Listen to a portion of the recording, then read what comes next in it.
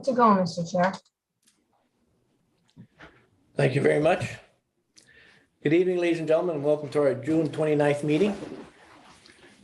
Municipality of West Nipissing respectively acknowledge that we are located on the homelands of Anishinaabe people on the traditional territory of the Nipissing, Temagami, and Dokish Nation covered by the Robinson-Huron Treaty. We honor and recognize their historic connections to the land and value their significant contribution in shaping and strengthening our communities. Unfortunately, I do not have the French version. This evening, I'll be presiding the meeting because of the absence of our mayor, Joanne Savage, who is unfortunately trying to connect by means of phone. She's having a problem with that. She is in North Bay and not able to return home because of a bad accident. And we pray that there are not too many people are hurt. We are going to go to the Declaration of Pecuniary Interest, Déclaration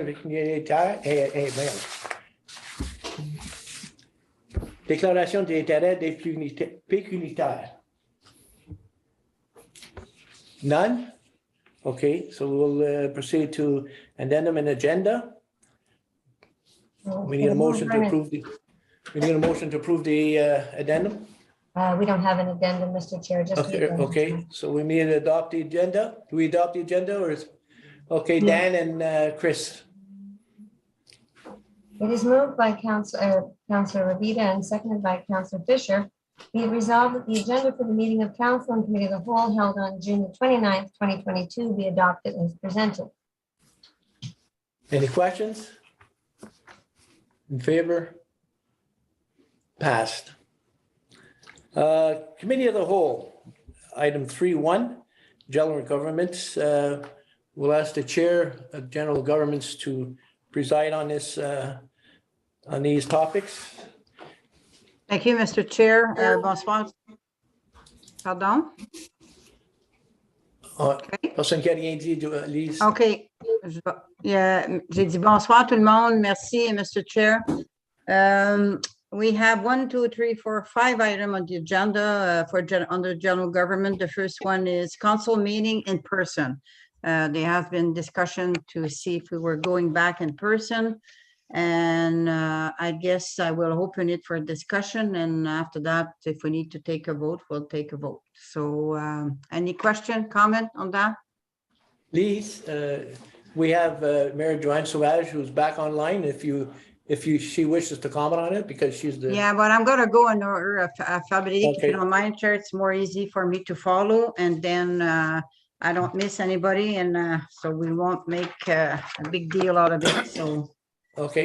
The first one, well, it's you, so I'll wait till the end because you're, no, I can ask you, Councillor, if you have any question about that. I don't have any questions. I am ready for resuming a council meeting in person. Okay.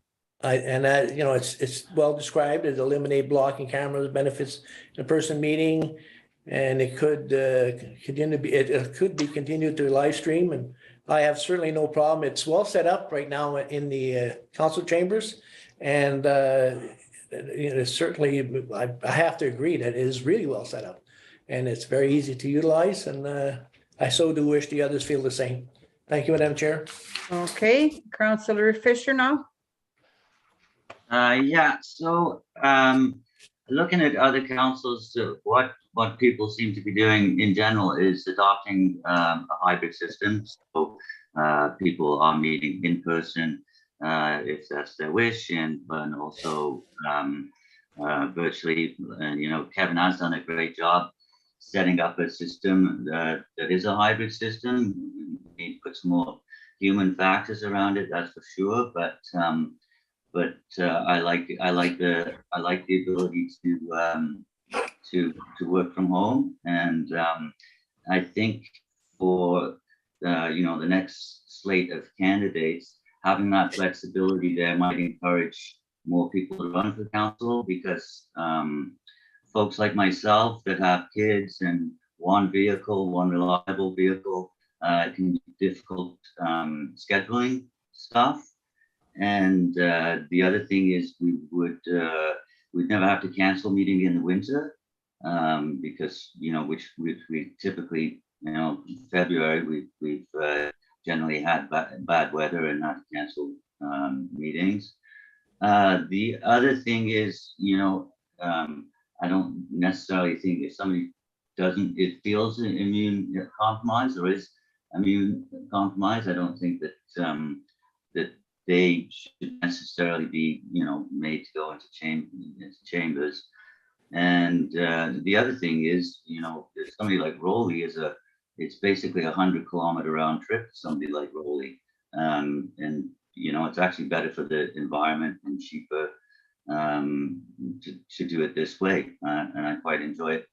Interesting enough, the Police Service Board actually just voted to install a camera, so that we can have that flexibility moving forward with police board. So, those are my general comments. I don't mind returning in person, but I much prefer this. And just as another antidote, my wife is sick on the couch right now, and I'm sure that you will all appreciate not being in the same room as me. So those are my comments. Thank you. Okay, before we continue, may I ask everybody to try to respect the protocol of calling counselor, but not by their name, but counselor, and to address, because it seems that it's gone, those things, like it's by name. So if it's that, let me know, please. I don't want to be again. So try to keep, I don't know how you say it in English. My apologies.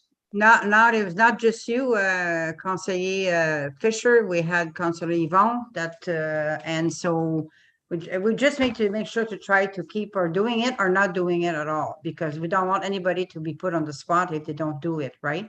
So I'll go now to Councillor Larrabee. Thank you, Madam Chair. I also would like to leave it at a choice. If like right now, tonight I got a little bit of the sniffles, so for safety reason, I'm sure you would not. You would appreciate me being at home and not in person, so I don't spread it around. COVID is still out there. It might not be as dangerous as some variant as much as it was, but it's still out there. We're hearing it on the news. So, and also there's comments being made now on the internet because we went back to the room, and people are making comments that the sound is much, much better on Zoom than it is in person. So I don't have any problem going in person, but it should be a choice. If I feel that I don't feel up to it for health reason, or to protect my family, or my wife being a registered nurse working at the old age home, I'm sure you would understand that try to limit my visit outside, and when I do, I try to wear a mask, so to protect also the resident from the old age home. So I would prefer we have a choice, not force anybody to be in person if there is health issues. Thank you. Thank you, Conseiller Rowley. Now we're going to go to Conseiller Mallette. Thank you, Madam Chair. Yes, I agree with the hybrid system that we have presently. A good example, the mayor cannot be in person tonight because she's stuck on the other side because of the road closures. And I was early enough, and I came back through Barton River, I guess, with the case with Mayor Savage. She could not make it in time.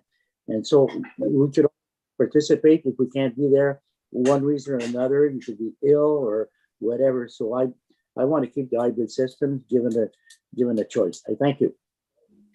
Thank you, Conseiller Mallette. I'm going to go to Conseiller Roberge now. Thank you, Madam Chair. Well, me, I don't have good internet access, so I have to come to City Hall just the same.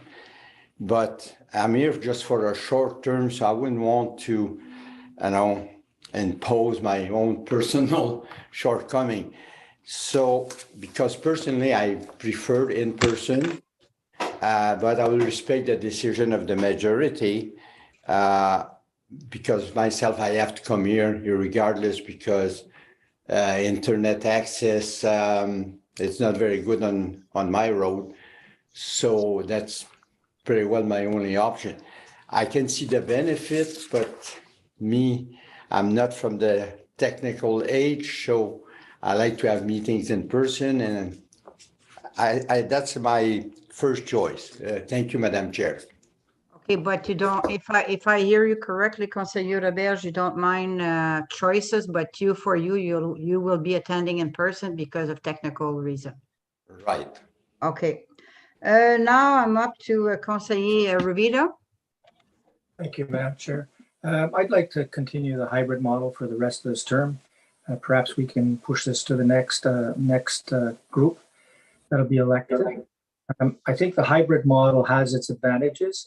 One of the things that if you're working, I guess it becomes very difficult to get here on time.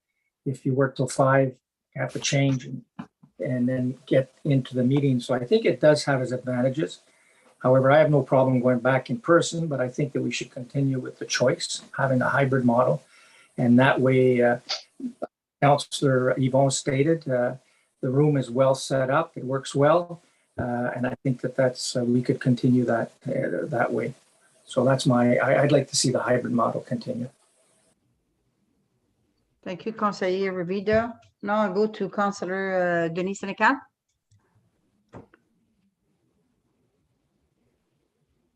You're on mute, Monsieur Sénécal. I think Mayor Savage is before me. Yes, Doesn't you're right matter. about that. You're right about that. So, Madame Mayor Savage, please. Well, Madam Chair, since I submitted the form for the agenda to have the discussion to return in person, I believe that, you know what, we had the benefit of using technology during COVID. We have a room that's set up. We had the opportunity to have an in-person meeting. We also had the opportunity to have some guests in attendance because we're fortunate in West Nipissing. We have quite a large council room that we can control, even if we had local residents that would want to attend. I find the benefit of being in person outweighs the benefits of continuing electronically.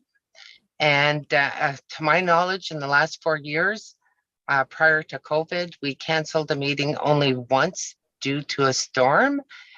And I've highlighted on the form why I thought it would be conducive in person. The fact that there's no blockage, the fact that you can see people, the fact that we're there as a group instead of individually. There's been enough divisiveness amongst the entire council that it would have been an opportunity to step up to the plate and to try to work as a group in the same room, which maybe could eliminate some problems that have been experienced. So you have my say, and that's the reason I submitted the form. And there's a lot of committees that we attend, which some are done in person, and we all take, at a certain point, I shouldn't say all, but many of us do attend social gatherings, which we don't even know the individuals, whether or not if they were vaccinated. So, you know what?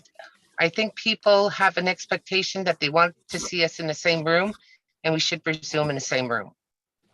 Thank you, Madame Mayor. Monsieur Conseiller Sénécal maintenant.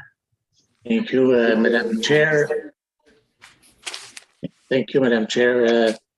I'm in the opinion that we should hold on to the hybrid.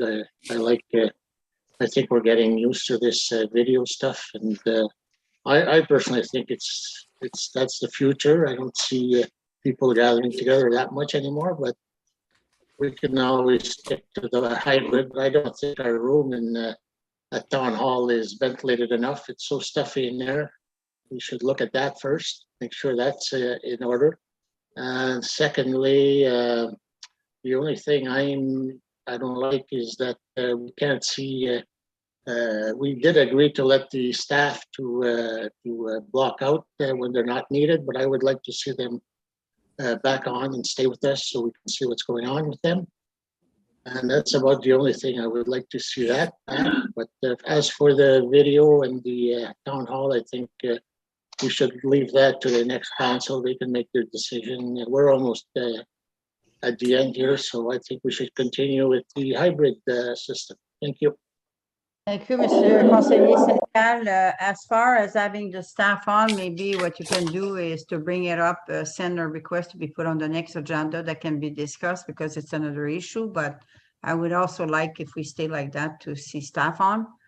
I would prefer to go back in person. I think I think it would avoid a lot of misunderstanding maybe, or blaming, whatever. The fact is what it is. Right now, there's a majority, the one that said no, they went for the choice also. And so that it's clear that it will remain like that till the end of the term. But maybe if you can, Conseiller Sénécal, send a request to ask to be what you would like to see, discuss again and go to a vote with that. Okay? Thank you. Can I ask a question, Madam Chair? You can. Okay, what I've heard is consensus for hybrid. So is there a conclusion that at our next meeting, those that want to attend in person, that it's going to be set up for us to be able to attend in person Well, that's some in under the council impression- chambers? I'm thinking that's what it meant, that the one that wants to attend will attend. And maybe one staff, I don't know, who can answer that. Where is the staff tonight? We got Mel, can you answer that? Madam Chair, and we got Madam, the Director of Corporate Service also that maybe can answer. And we got Monsieur Stéphane, so which one? Through you, Madam Chair, I think that the room is set up and we have successfully had a few meetings using the new technology. So I don't see any reason why those that wouldn't be able to come in and continue the way they had in the past couple of meetings that we've had. Okay, there's only a challenge, and that could be discussed, after, but the way that we are conducting business in person in council chambers sort of differs when we had when we were all there, where all the cameras were set up and we were able to see individuals according, we didn't look like so far away and so distant and so small on the screen. And I was told that we needed an employee to be there to do the recording live stream instead of doing it the way that we're doing it. Any So comment on that, just Madam? Yeah, and that's something, the sound is really good, but it's true, like right now, Conseiller Yvon and Conseiller Roberge look about 25 miles away. So you're in the zone where there's an accident, you should come back. But technically, it's not easy, obviously. There's always a challenge. But I mean, we used to have somebody there. So if we're going to be going as a choice, I think the one should be like that, what it was before. There should be somebody in case that something happened. So can Madame, the Director of Corporate Service can answer that, or Mel, can you add up? Like there's two staff here that can talk about it. Yeah, so, as we said to council a couple of weeks ago, when you're going to come back in fairly quick, we do, in order to have what you had when Mr. Belchamber was here, we do need someone to actually run the cameras. We can fix the sound over what you had the last couple of days, but to actually have the switching the cameras, we need someone to run the cameras. And some of the difficulty is still with that, is that running the cameras and participating in the meetings is a difficult challenge. So we'd have to have a dedicated staff. And I still have some concerns about bringing staff into council meetings. Okay, so we're really, hybrid. When we say in person, we don't have the capability to improve the view And at a certain time, the capability even of the sound by not having any staff. So really, we're not provided the hybrid. We're just provided the opportunity to join by Zoom technology on our own. May sorry, Madam, okay. But the fact remains that if we're able to use it, I don't see why a staff, because I mean, there's gotta be maybe the same that usually go, or maybe 4 of us at the most that will be attending. And Madam Mel usually attend when there's person there as the clerk. And I mean, there's so much difference between the camera. I don't see why, I mean, it's an issue really, like, and they were before. So if they were before, if you were concerned before, which I understand we're all concerned that everywhere we go, we can catch it. That's clear. But if that person is far enough, and I mean, I don't see, you were there twice that I saw you there. So I don't see, because it's true that it's not, if we're there, they need to be well done. I mean, the sound and the people need to be saw. And it's true that look at it right now. When you're looking at them, it's, I don't think it's appropriate, but yes, Madam. So I just want to clarify, we can fix the sound over what you've had the last couple of times. So the sound we can improve on from what, both for outside and for the people in the room hearing it. And the concern from staff coming to council meetings wasn't a COVID concern. It's our ongoing other concerns with staff.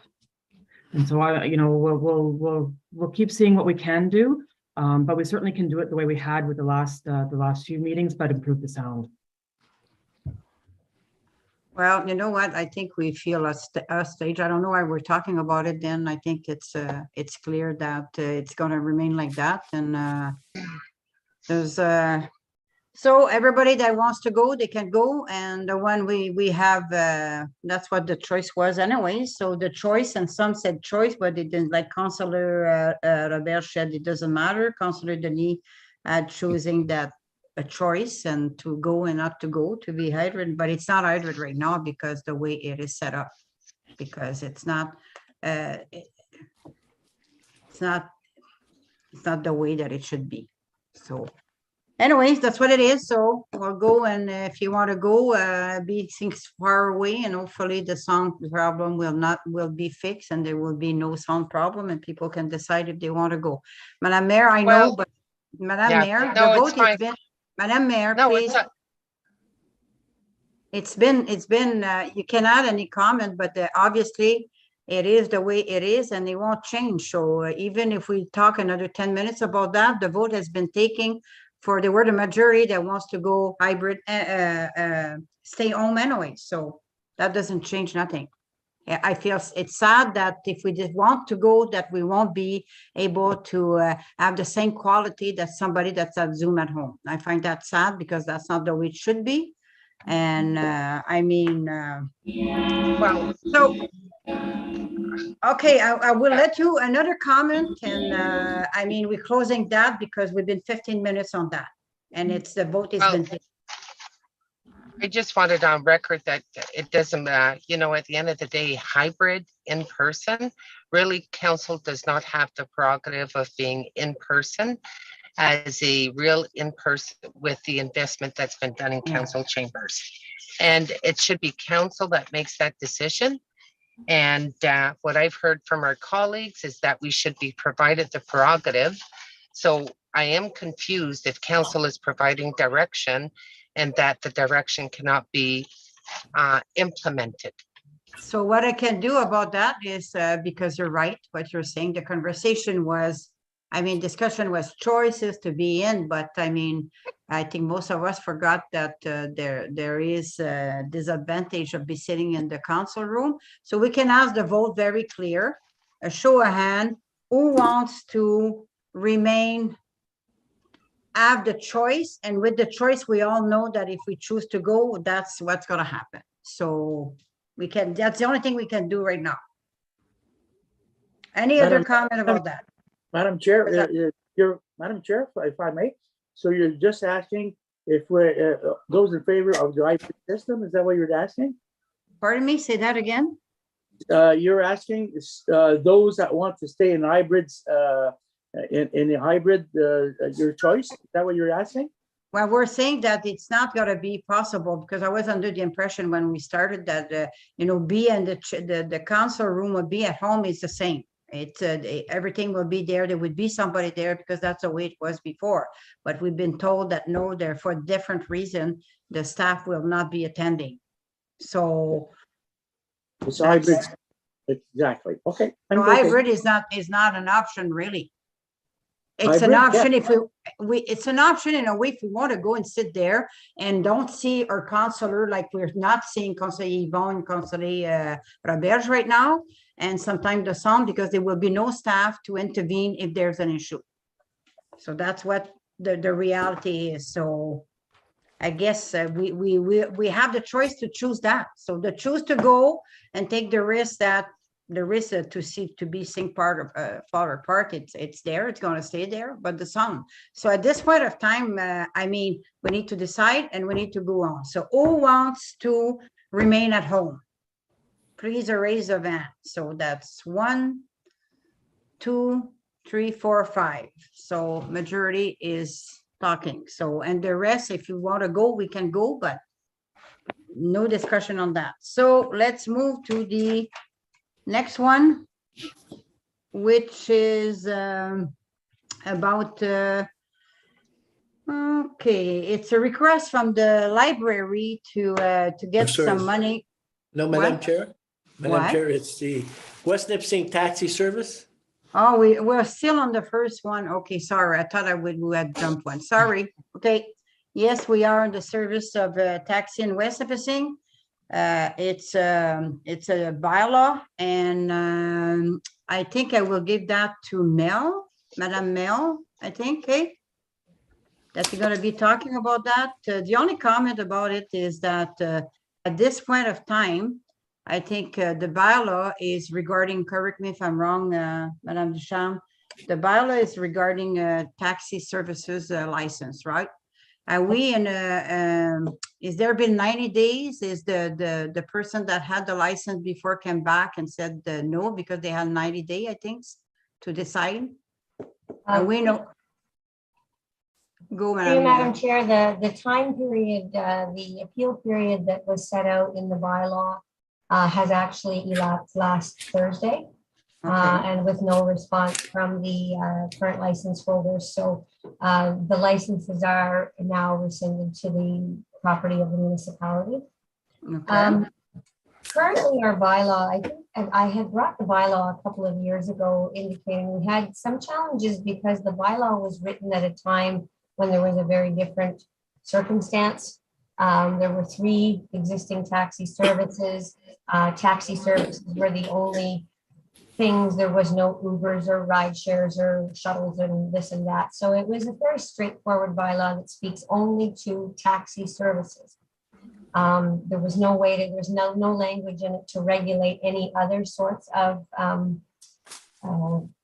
services, transportation services. So as I indicated in my memo, the Municipal Act allows municipalities, they may regulate taxi services.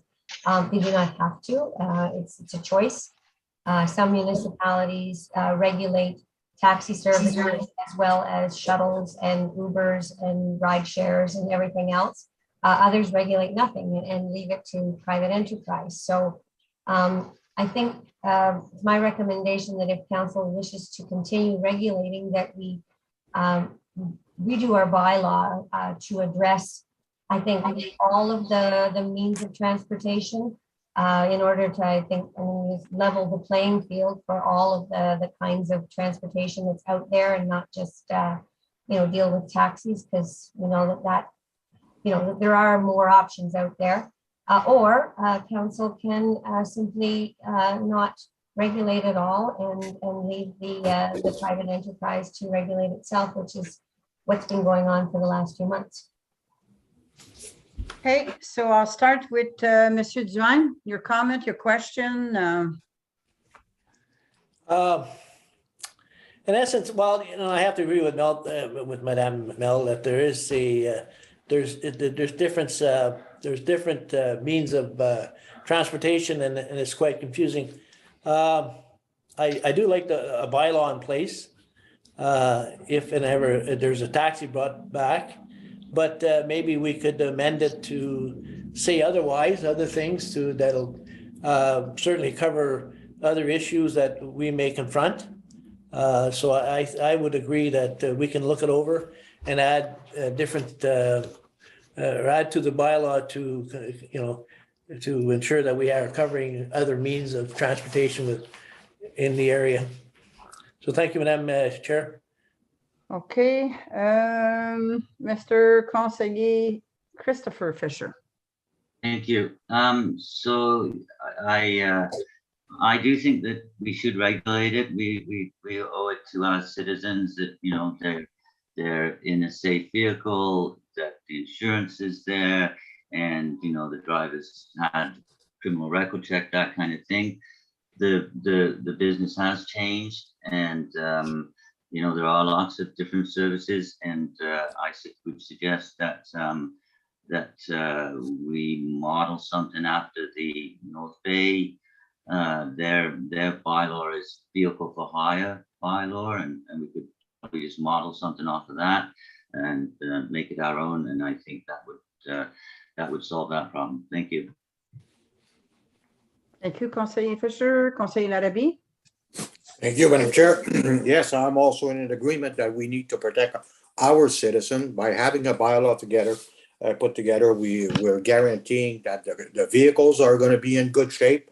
And I did hear that North Bay does have a very good system going, so maybe we could copy off of it. Maybe we don't need to take it all, but we could take some of it. And it's a very good system. And I don't think that one person should have, definitely should not have monopoly on the taxi service. I think the licenses should be separated and always kept separated. When you have competition, you have service. So I think this is what I would like to propose, that staff get a copy of the North Bay bylaws for taxis, and we implement some of the stuff that fits our community. Thank you. Thank you, Conseiller Larrabee. Conseiller Mallette. Thank you, Madam Chair. I also agree we need a sort of hybrid system. Like there's your taxi license, and there's also they call ride share and Uber and whatever. And I think if you live in Verner, you could be able to get a taxi license, or in River Valley, in Sturgeon, or whatever. So they apply to the municipality, as long like what they said before is criminal check and the vehicle is saved, proper insurance, and that's the way I'd like to see it. Thank you. Thank you very much. Conseiller Laverge. Thank you, Madam Chair. Well, I do support the idea of having a comprehensive bylaw that covers all vehicles for hire for transportation. And one of my main concern is being a grandfather. If I call a taxi for one of my grandchildren, I want to be assured by the municipality that the car has been properly inspected, the driver's got his police check, and it's a secured ride. So I think anybody who wants to provide transportation for money to the public in West Nipissing should have some sort of a license and meet all the requirements. And so I think it would be called a vehicle for hire or something like that. It wouldn't be called a taxi license because it would address whether it's Uber, private, or whatever. Somebody did mention ride sharing. Well, that is different. Usually it's two adults that take time to go to one place, like go to work and all. So I don't think, I don't getting involved in that part. But what I'm talking about is the public part, where you take the phone and you call somebody for a ride, and that person should be properly, approved by the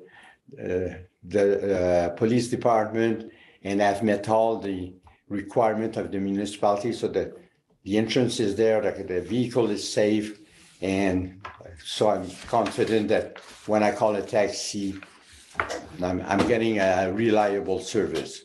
Thank you. Thank you, Monsieur Roberge. Madame la mairesse maintenant? I agree. Oh, The private I jump, I'm sorry. I got conseiller Ravida. See, Thank you, I didn't want to, I got conseiller Ravida and then you're before conseiller Denis. Sorry, Madame la Maire. Thank you, Madam Chair.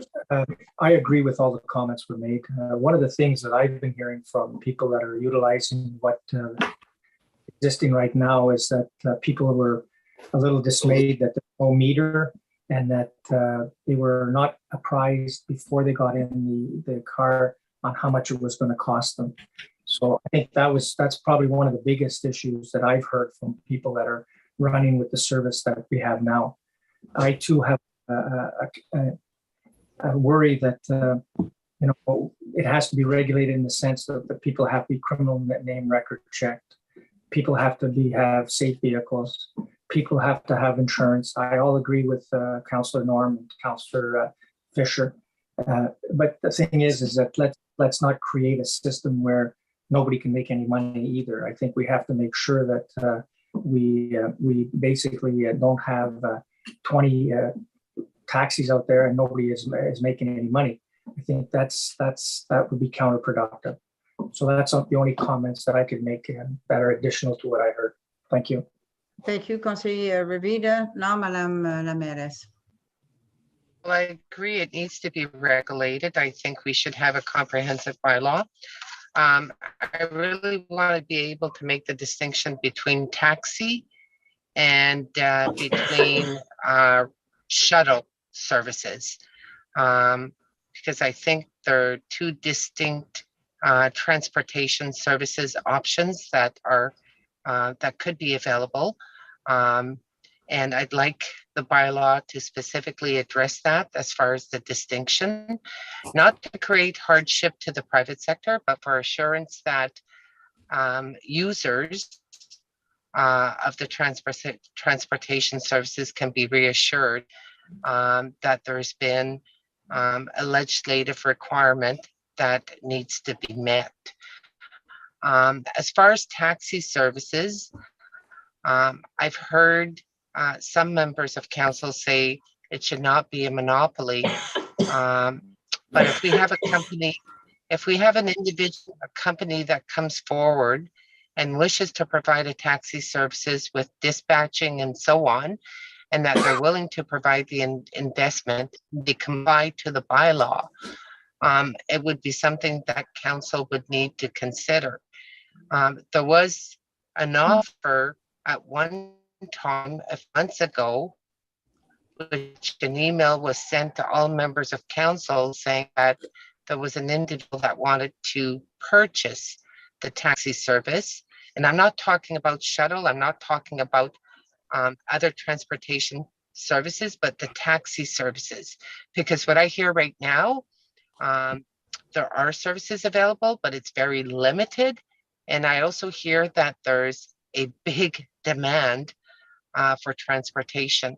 So I don't know if our clerk can also bring us back that information pertaining to the investor that wanted to open up the taxi service in West Nipissing. Madame Mail, do you have anything on that? I do, thank you. As far as I know, that was an investor who was considering purchasing the building and the business. I know the building has changed hands subsequently, but I don't know whether it was to that same individual. I'll have to look into that. Yes, I know for sure to add to that, the building has been sold and it's been changed in office, and the taxi was supposed to rent for that from those new landlord, but it did not happen. So I don't know what's happening about it. So anyway, we'll go to, thank you, Madame la Mairesse. We'll go to Conseiller Sénécal, Denis. Merci, Madame Chair. Well, I'm sort of sitting on the fence. I'm not sure how Uber works. I'm not that familiar with it. I have we did have a taxi and we got rid of it. So maybe it's not the best solution for our town. I don't know how you can regulate the taxi owner and a dispatch, and I don't know how Uber works. I'm sure they don't have a dispatch. It's all electronic by phone, I think. So it's hard to equalize the competition here. So to say that the taxi cab will be regulated and Uber is regulated by Uber, I guess, and ride sharing the same thing. So it's very hard to make an informed decision. So my opinion is let's see what's around and then bring it to council. We can read on it and discuss it and see what our options are. Because I don't see one person investing in a taxi cab when Uber is going to come in town and do the competition, which they have no overhead compared to a taxi cab. So I think we should look at that very thoroughly before we make a decision. So I would like to see what North Bay has and maybe Sudbury or whatever, to have some info on it, and, just to make an informed decision on it. So that's pretty well my comments. Thank you. Okay, merci, Conseiller Sénécal. I will finish by, I think there's a good idea that came around the table, but I do agree that we need to have something regulation, which just cannot say that everybody can drive taxi. And and yes, the maintenance of the vehicle, the proper insurance, but also I will go as far to have a vulnerable check. I mean, the check usually that just a check, it's if you have a criminal record or something like that, but a vulnerable check will identify a person that have sexual assault charge and like that. You don't want to give permission to people to drive taxi at night and after bar and having the abuse people driving that, because we all know that abuse happens most of the time. They are in a position where they have access to their victim, and would it be as child, there's transportation of children sometime. So we all know that in West Nipissing, we have a list of pedophile that exists. And so if there's no vulnerable check done, and then we have a very easy victim if a woman at after bar is going home and call a cab. So it's got to be, look, I like the idea that everybody brought a ride share. I don't know if it's ride share or something like that, but there's one of them, they function by themselves. They don't have a check. They don't, that's completely different. So I think what we should take the recommendation, I think it was Councillor Fisher mentioning that he wants a copy of the bylaw. And I think Madame Mail, I'd agree with that, that they suppose they have a good bylaw to see how they function in. Conseiller Denis said to look at everything, which we should. And I'm sorry, if you gave 10 license to 10 different people with all the requirements, none of them will be able to survive. That's very clear. And that's the point that Madame Mayor brought. I understand that we can separate, maybe give 5, but if you gave one taxi license, I'm in a right. Like, I mean, that there's a lot of demand. People are talking about it. They want a taxi services, but I mean, you need money. Today's car, the price of car to have a good car, the price of insurance to do that, and the price of gas and meters should be, because you cannot, I mean, it's going to be, not saying that everybody will do that, but I mean, we are in a world right now that I mean, we hear every day horror story that we never thought that would happen. And I mean, taking advantage of people is on top of everything. Everybody can grab, or they can grab anything they can from people today. It's sad, but that's reality. So I think I would summarize and ask, and you can after that said no, but what I heard is people want more information. They want something different. They want to be able to adapt it to the need of West Nipissing. But we need to look at all of those other things that can go into that, because I mean, we can, because if the liability is providing license and we don't do, we're not diligent about while we're doing it, we're going to be responsible as a third party also if something happened. I might be wrong on that, but I don't think so. So it's not because you contract somebody that you just said, okay, I'm not going to be responsible if something happened. We're going to be providing the license. So that's my recommendation. And if everybody agree with that, we can go to the next one. So Mel, can you, Madame, how come I'm saying to people to be careful, and I always say Madame Clerk, and tonight I'm calling you, so Madame Mel Clerk, could you summarize what we would like to see, to have? I believe that the instructions that I have are to take a look at the City of North Bay's bylaw as well as others and come back to council with some options with regard. There was a general consensus that transportation services need to be regulated to protect the safety and well-being of West Nipissing residents. There needs to be a means of protecting private enterprise and to make it fair and equitable for people to make money. I think that's about all of it. So we'll try and look into it and come back to council as soon as possible with something, some options. Okay, well, I think it summarized it very much, but did anything being forgot about it?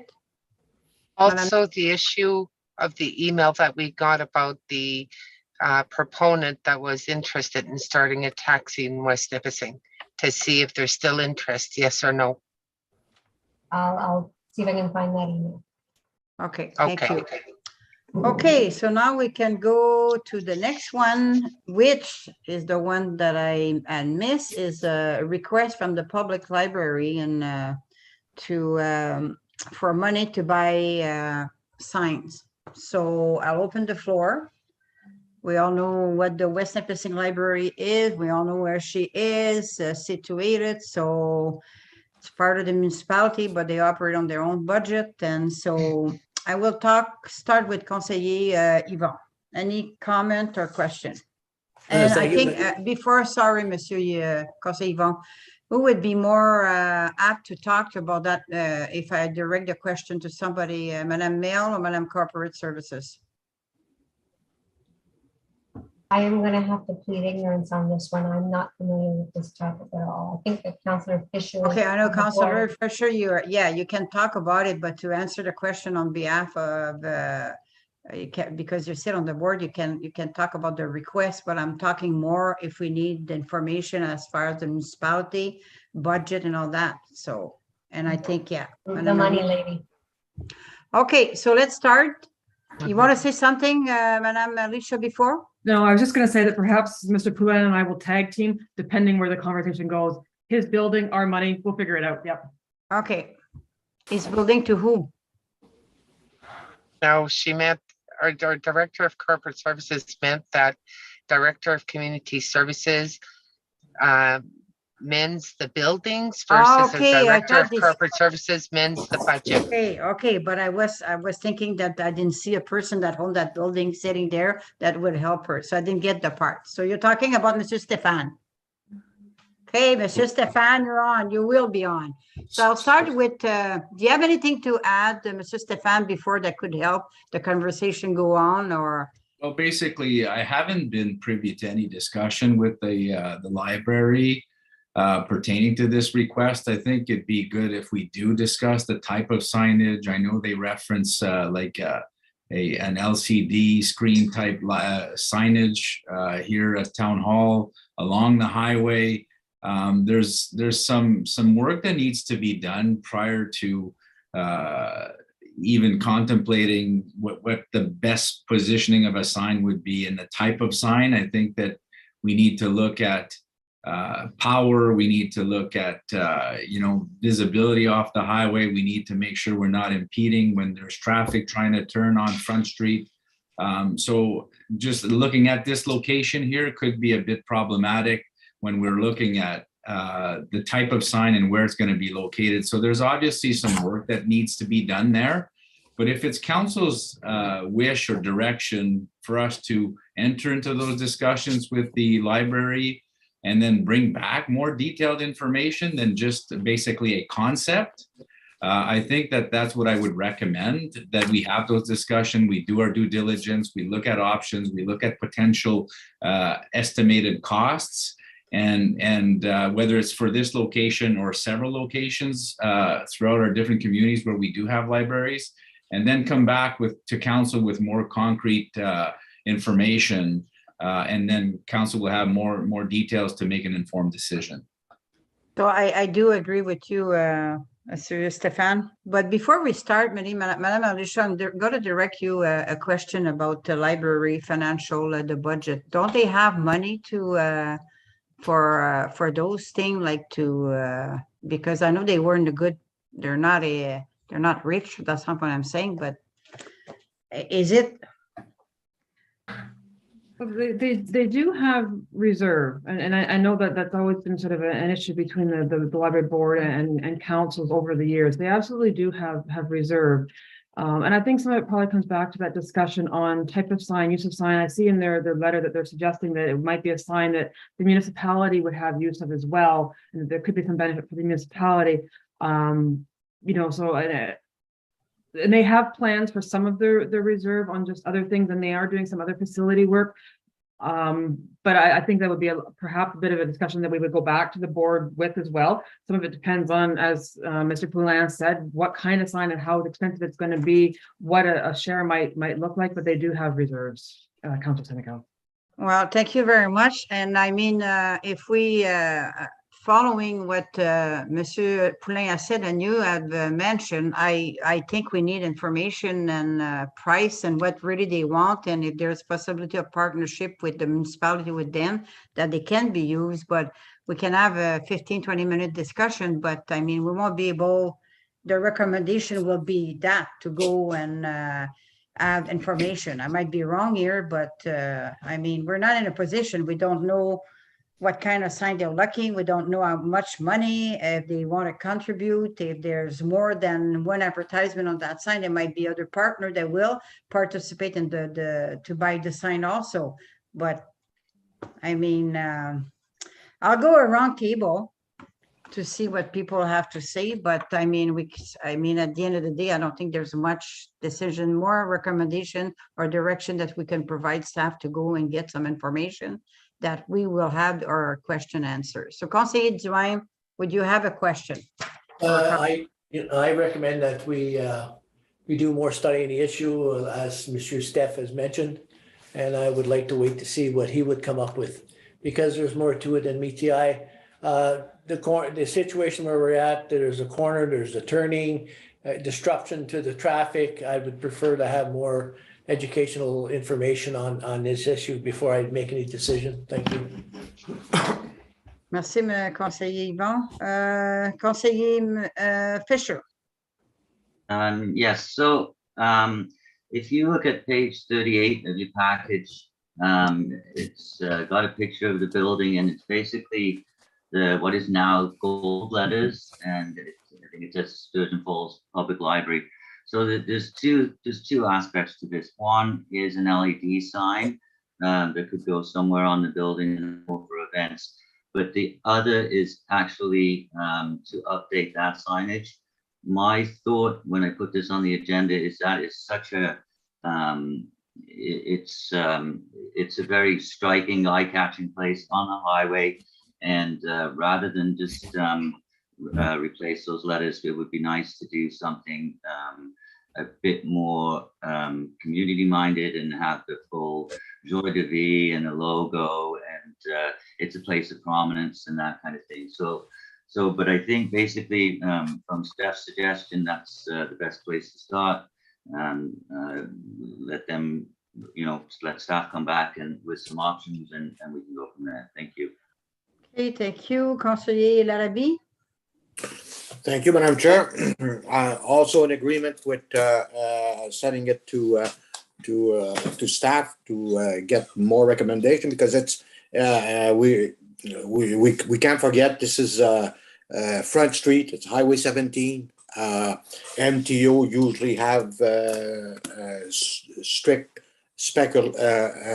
expectation for signs on that street. So, and also would like to know the funding of it, if council will pay all of it, part of it, or or if they're going to be doing fundraising for it.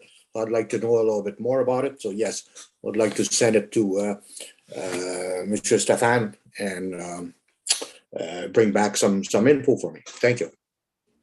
Thank you, Conseiller Rollet. Monsieur Conseiller Mallette. Thank you, Madam Chair. Yeah, with the previous comments, I also agree with it. Send it back and then you'll come back with recommendations. Thank you. Conseiller Roberge. Yeah, me too. I fully agree with all that's been mentioned up to date on this issue. I think, Mr. Poulin should contact the library, get more detail. And there's all issues like,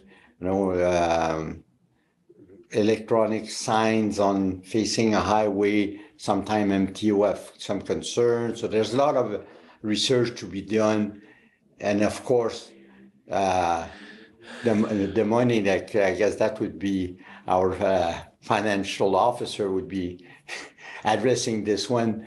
How do we pay for all of this? And is there room in the budget this year or not? So I think we should keep this discussion for after we get all this information. Thank you. Thank you, Monsieur Roberge. Monsieur Robida maintenant. Totally agree with everything that was said. Thank you. Okay, Madame la Mairesse. Agree with everything. Library does great work. Our Director of Corporate Services made reference that the reserve, which the West Nipissing Library has a healthy reserve. Throughout the years, the question was asked, what's the plan with the reserve? You put up one sign on a building, you can anticipate that you're going to be getting requests for similar signs on other buildings of libraries. So I believe more info is required pertaining to cost and the logistics. And why is it not covered through reserve? Great. Thank you, Madame Mayor. Monsieur Conseiller Sénécal. Thank you, Madam Chair. I agree. I will let Stéphane get the information and bring it back to us. Sounds good. Thank you. Okay, Conseiller Fisher, you have a question, comment? Sorry, just clarification. So the library is in fact changing the signs, and a lot of them have been done. Many of the signs dated back from pre-amalgamation. And so, for example, my local library said the municipality field on the sign, and they have in fact changed a number of those signs, and that is coming out of reserve. The reason I put this one on is because of its prominence, and because because it's on the highway, its prominence, and I just felt that perhaps the municipality might want to go the extra mile on this particular building. That was it. Thank you. So it's bring a question to my head, Conseiller Fisher. So is the library requesting that we look into it, or you are? Where's because the so I think that the library is requesting exactly what is being offered, that we work with staff. At the end of the day, a lot of our big signs and vendors and staff has a lot more expertise on that, and also the building. So to work with staff on this particular building and sign, come back to council. Perfect. That's just what they're looking for. Thank you. Okay, so I do agree with that too, but just don't forget when you're looking at price and all that the sign need to be fully bilingual, because there is sign that I saw in the lately that has been put brand new and they're not bilingual, and we do have a bylaw on that. So that's my say on that, but I do follow the recommendation that Monsieur Stéphane come back and Madame Alicia with helping him with the financial part of it to see what it would be costing, and why do they intend to put half of it, 25%, whatever, all of those questions to be answered so we can make a better decision. So thank you very much. So you have enough directive to go, Monsieur Stéphane and Madame Alicia? Okay. So now we going to go to that. We had a petition, and it's been a while that we had received that. It's been ongoing. I don't have it's because I'm looking at the agenda, and I don't have That's my issue. I'm not gonna even go into that. So we have, it's been a while since a petition has been submitted to abolish, if I could say, the vaccine mandate. We had a letter, we had a couple of, as a matter of fact, about that. I think, first of all, it's been discussed about, I don't know the date the last time, but it's not been a year. So it's really a reconsideration tonight. We cannot discuss it. We need to do the vote before. So my first question will be asking people around the table, and obviously because it's such a controversial issue to be discussed, I would like to have a recorded vote on that. But so who wants to, first of all, I need a person that had voted against it to put the recommendation on the table, the reconsideration, and a seconder. So anyone from the people, yes, Madame Savage. No, you're asking a question. I just raised my hand that yes, Okay, as a prevailing member, I do wish to have the discussion for reconsideration of the policy. okay, so who can second that? I need somebody else. Conseiller Yvon. I see Conseiller Yvon. So now we gotta go for a vote. We know that we need 6 members of council. So who, Could, and I want a recorded vote, please. Monsieur, yes, monsieur. could we have a discuss? I have a question. before. No, monsieur. I would feel more comfortable. I feel Monsieur, more comfortable answering. Monsieur Lalarabi, the procedure is very clear. When we want to rediscuss something, we need to pass that, and after that, you can talk for the next hour if you want to. It's not a question period, it's to follow the policy. So there's been you got that, Madame Mayor Joanne, and then second by Monsieur Duhaime. So who's in favor, recorded vote to discuss, to reopen that file? So who's in favor? Nobody? It's a recorded vote. Oh, recorded vote. So Madame Mayor. Okay. Sorry. You want to record a vote? Oh, God. That's okay. That is okay. I think it's been 4 months since I did not have general government, so please be nice. Okay, though, just so get my names up. I got everything electronically now. So Councillor Duhaime. Yes, The I'd like to question vote. is, who wants to discuss, reopen the discussion? That's the question. It should be asked, right, Madame Mayor? Yes. Who Okay. wishes to reopen the discussion regarding the vaccine policy? Councillor Duhaime, I do. Councillor Fisher, No, thank you. Councillor Larrabee, I have to say no, no question.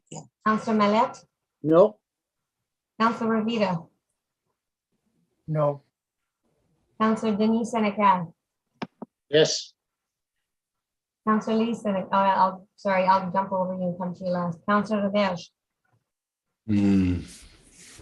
Yes. Mayor Savage, Yes, Councillor Lee Senecal. Yes. The yeas prevail. The matter is, oh no, sorry, we don't have. No, we needed 6 to carry it. Right, so we don't discuss it. And I know, Councillor Rowley, you made that comment, but there was no discussion before. So, okay, so we go to the next one.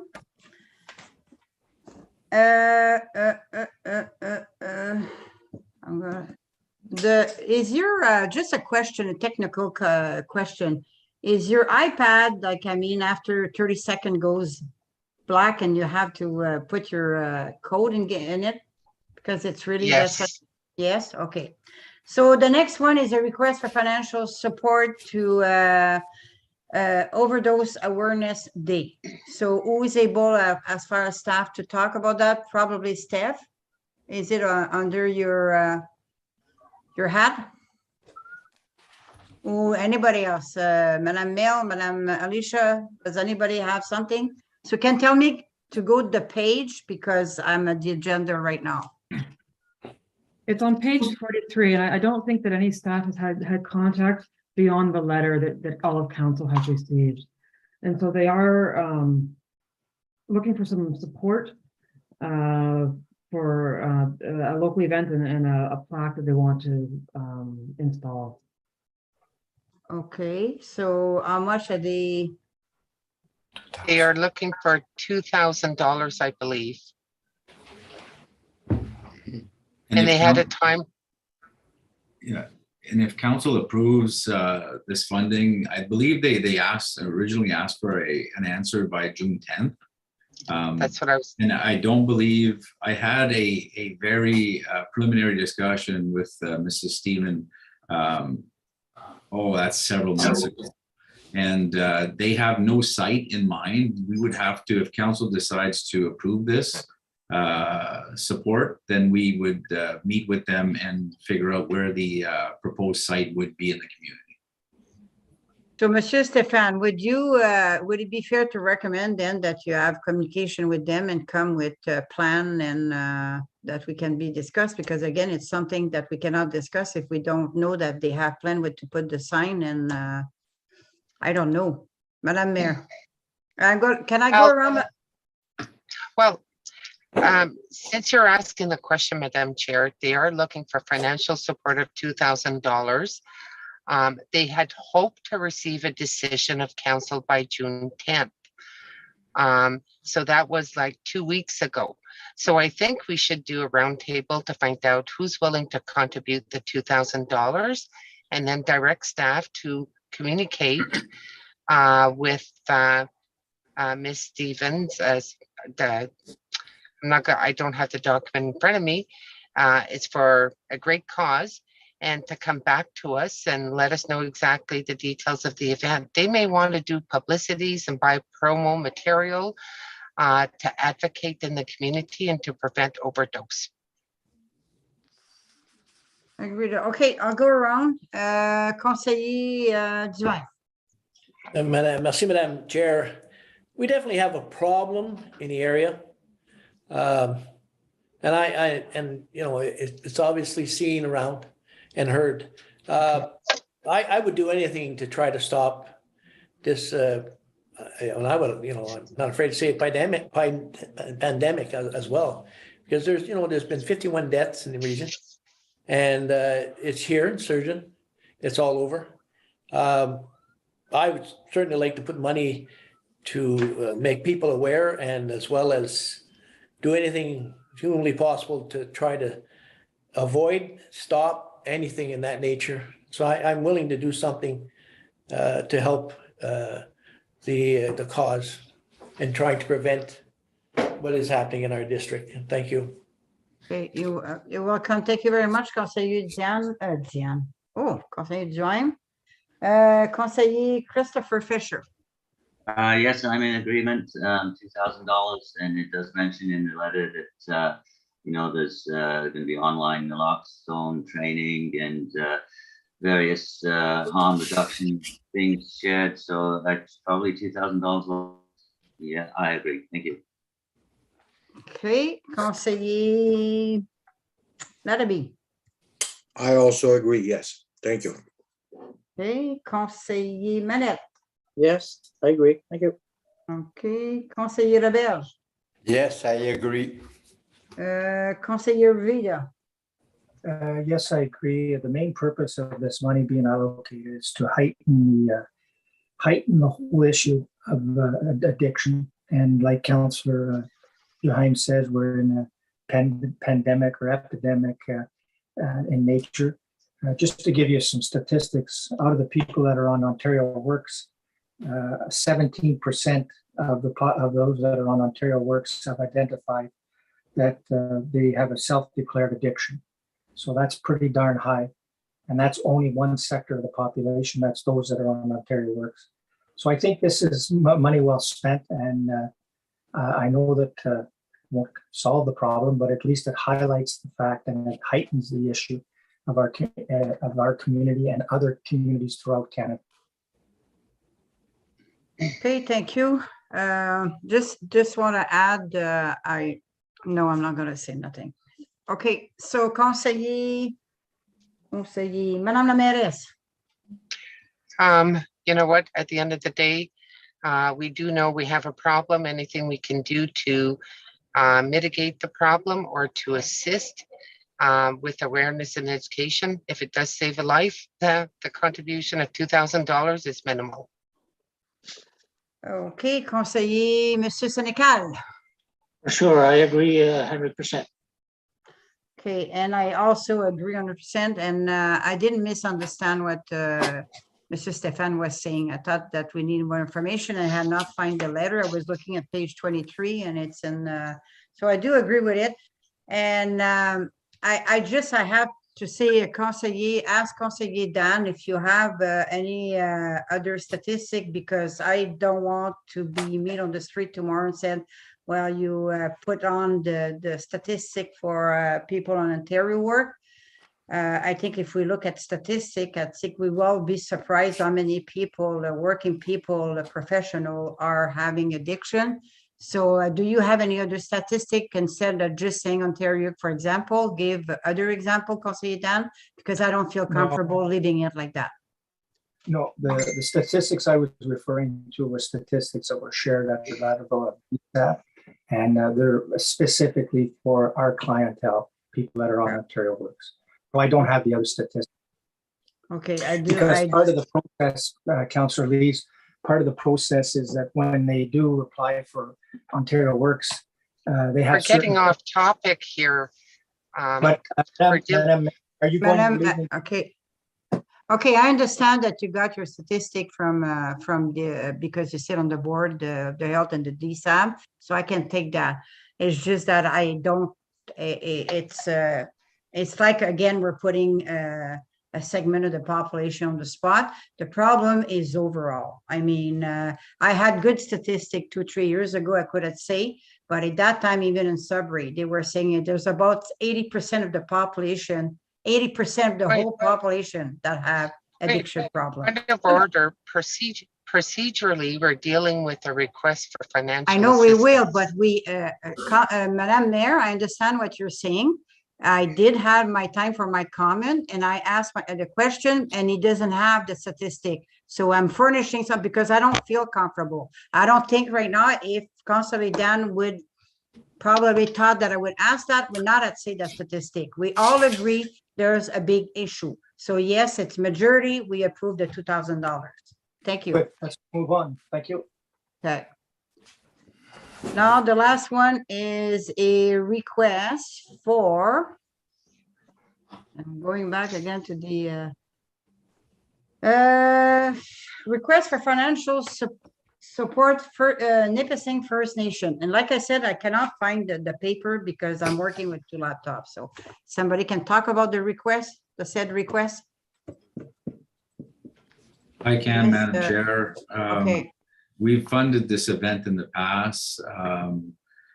Obviously, because of the pandemic, it hasn't been hosted in the last couple of years, I believe, and now they're back to their event. And I believe the last couple times that we funded this was as a friend of Nipissing First Nation. And what is the request? How much is the money? $600, and then the bronze donation is 15, the silver donation is 2,000, gold is 2,500, and the platinum donation is 3,000. But if my memory serves me right, I believe council had approved Friends of Nipissing First Nation the last couple of times that the municipality did sponsor this event. So that was $600. Right. So I'll go around. Mr. Jaime, are you in agreement? Yes. Okay. Conseiller Fisher, Yes. Conseiller Larrabee, Yes. Conseiller Mallette, Yes. Conseiller Roberge, Yes. Madame la mairesse, I think we lost her. Eh? Anyways, we have the majority right now, and I'm also in agreement with it. So Yes. $600. Ms. Conseiller, Yes. okay, yeah, Conseiller Denis, yes. Okay, that's it. That's it for me today. So back to you, Mr. Chair. And It's No. 7:46. Are we starting a new section without having a break, or we're starting something in 10 Well, minutes? Thank you, Lisa and Kat. Well, I'll ask if someone wants to have a break to present a motion. It's moved by Councillor Fisher and second by Councillor Elise that we have a break. Madame Mel at 7:47. for 15 minutes or 10? 15. 15 minutes. All in, All in favor? Okay.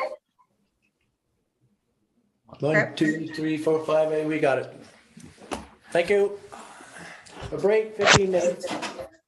So we should be back by, I don't know, 8 o'clock. 8 o'clock. Normal, fumé. Ouais. Oui, là, là.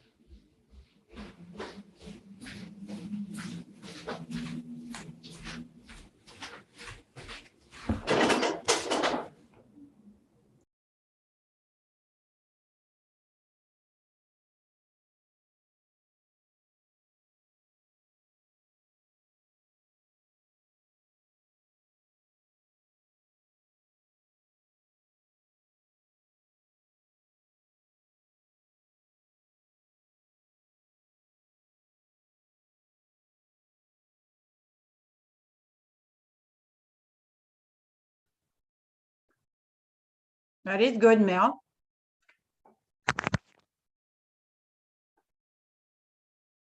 Cannot hear you. It's a lot better. I said I didn't want to tell them that all they had to do was zoom it in. Okay. No, it's a lot better. Thank you. It's better.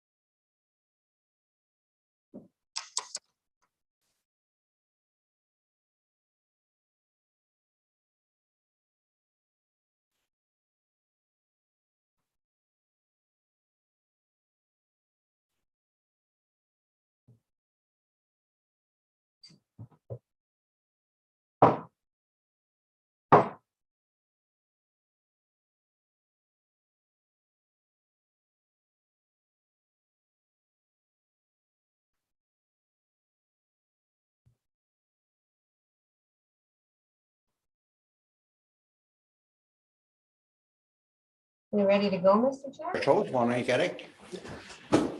Are we ready to go? Yep. Thank you, Mel. Okay, so we're going to go to item 4, correspondence and accounts. Adoption of municipal council minutes. So Madame Mel, we'll let you go through this if you wish. Yes, Mr. Chair, I'm gonna make a suggestion, and I was gonna say, do we want to have the same mover and seconder for all of them and just save the time to having to ask on each one? We'll still deal with them separately, but we won't have to ask. Yeah, okay, I don't see any problem with that. Does anyone see any problem with that? Leo, you have, no problem. Okay, Madame Mel, please go ahead. So we need a mover and A mover and a seconder for the minutes. okay, Leo and Rolly. Okay. Thank you. It is moved by Councillor Millet and seconded by Councillor Larrabee. Be it resolved that the minutes of the special meeting of council held on January the 13th, 2022 be adopted as presented. Questions? All in favor? Lise, I'm sorry, do you have a question? You're on mute, Lise.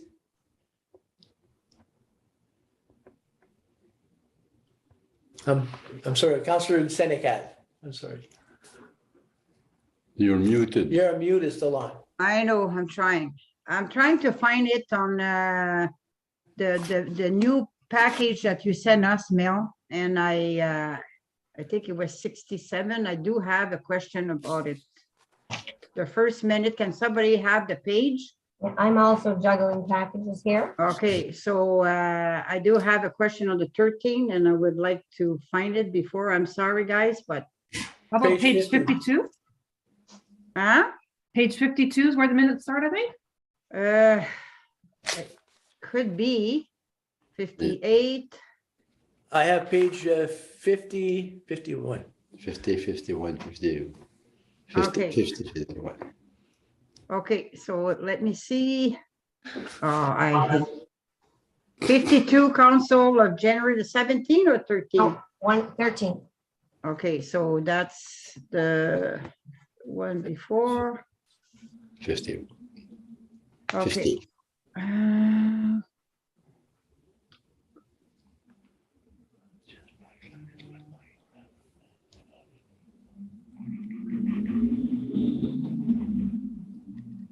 Okay, I got it.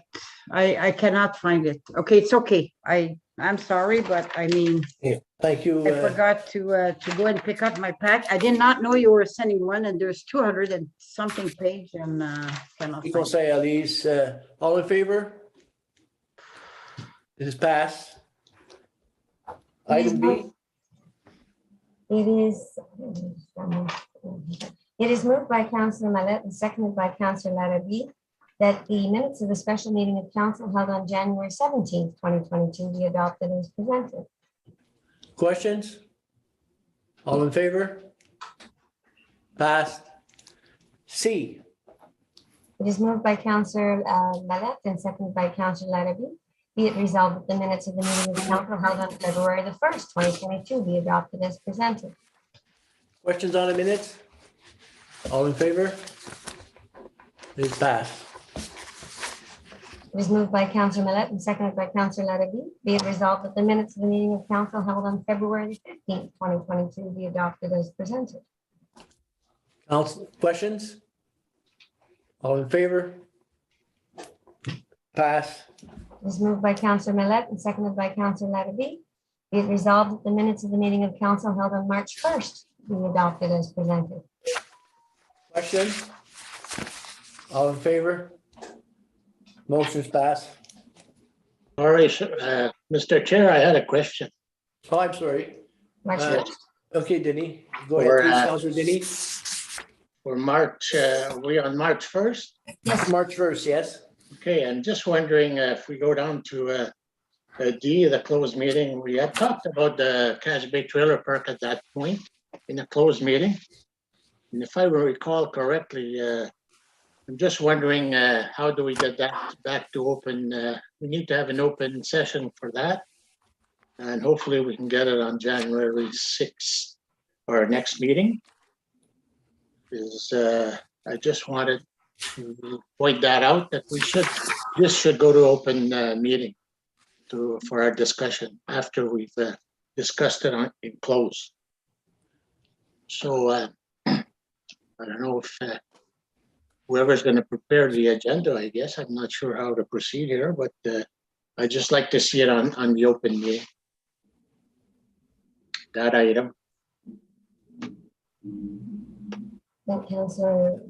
Can I, Madam Mel, you had something to say? No, I was just pointing out that Councillor Lees has got her hand up. Okay. Lisa, okay, Conseiller I think, Lise? yeah, I think what Conseiller Denis is saying that we did not discuss the petition. We discussed other things, but at that meeting, we did not discuss the petition of the trailer park. And that it should be discussed, if it could be discussed at the next meeting, because it's been weeks and weeks, and we were supposed to discuss it. It was on previous agenda, but it was not on this one. So I think that Councillor Denis, is that what you're talking about? Yes, exactly. Councillor Lees. Okay, thank you very much, Madam Clerk. Could we add that to the next agenda if possible? It's not, it's possible, and it should be discussed. I'm sorry, but it's got to be discussed, Councillor Yvon. I guess I think the question should go to Corporate Services Director, I guess. Yes, Madam Alyssa, please respond to that.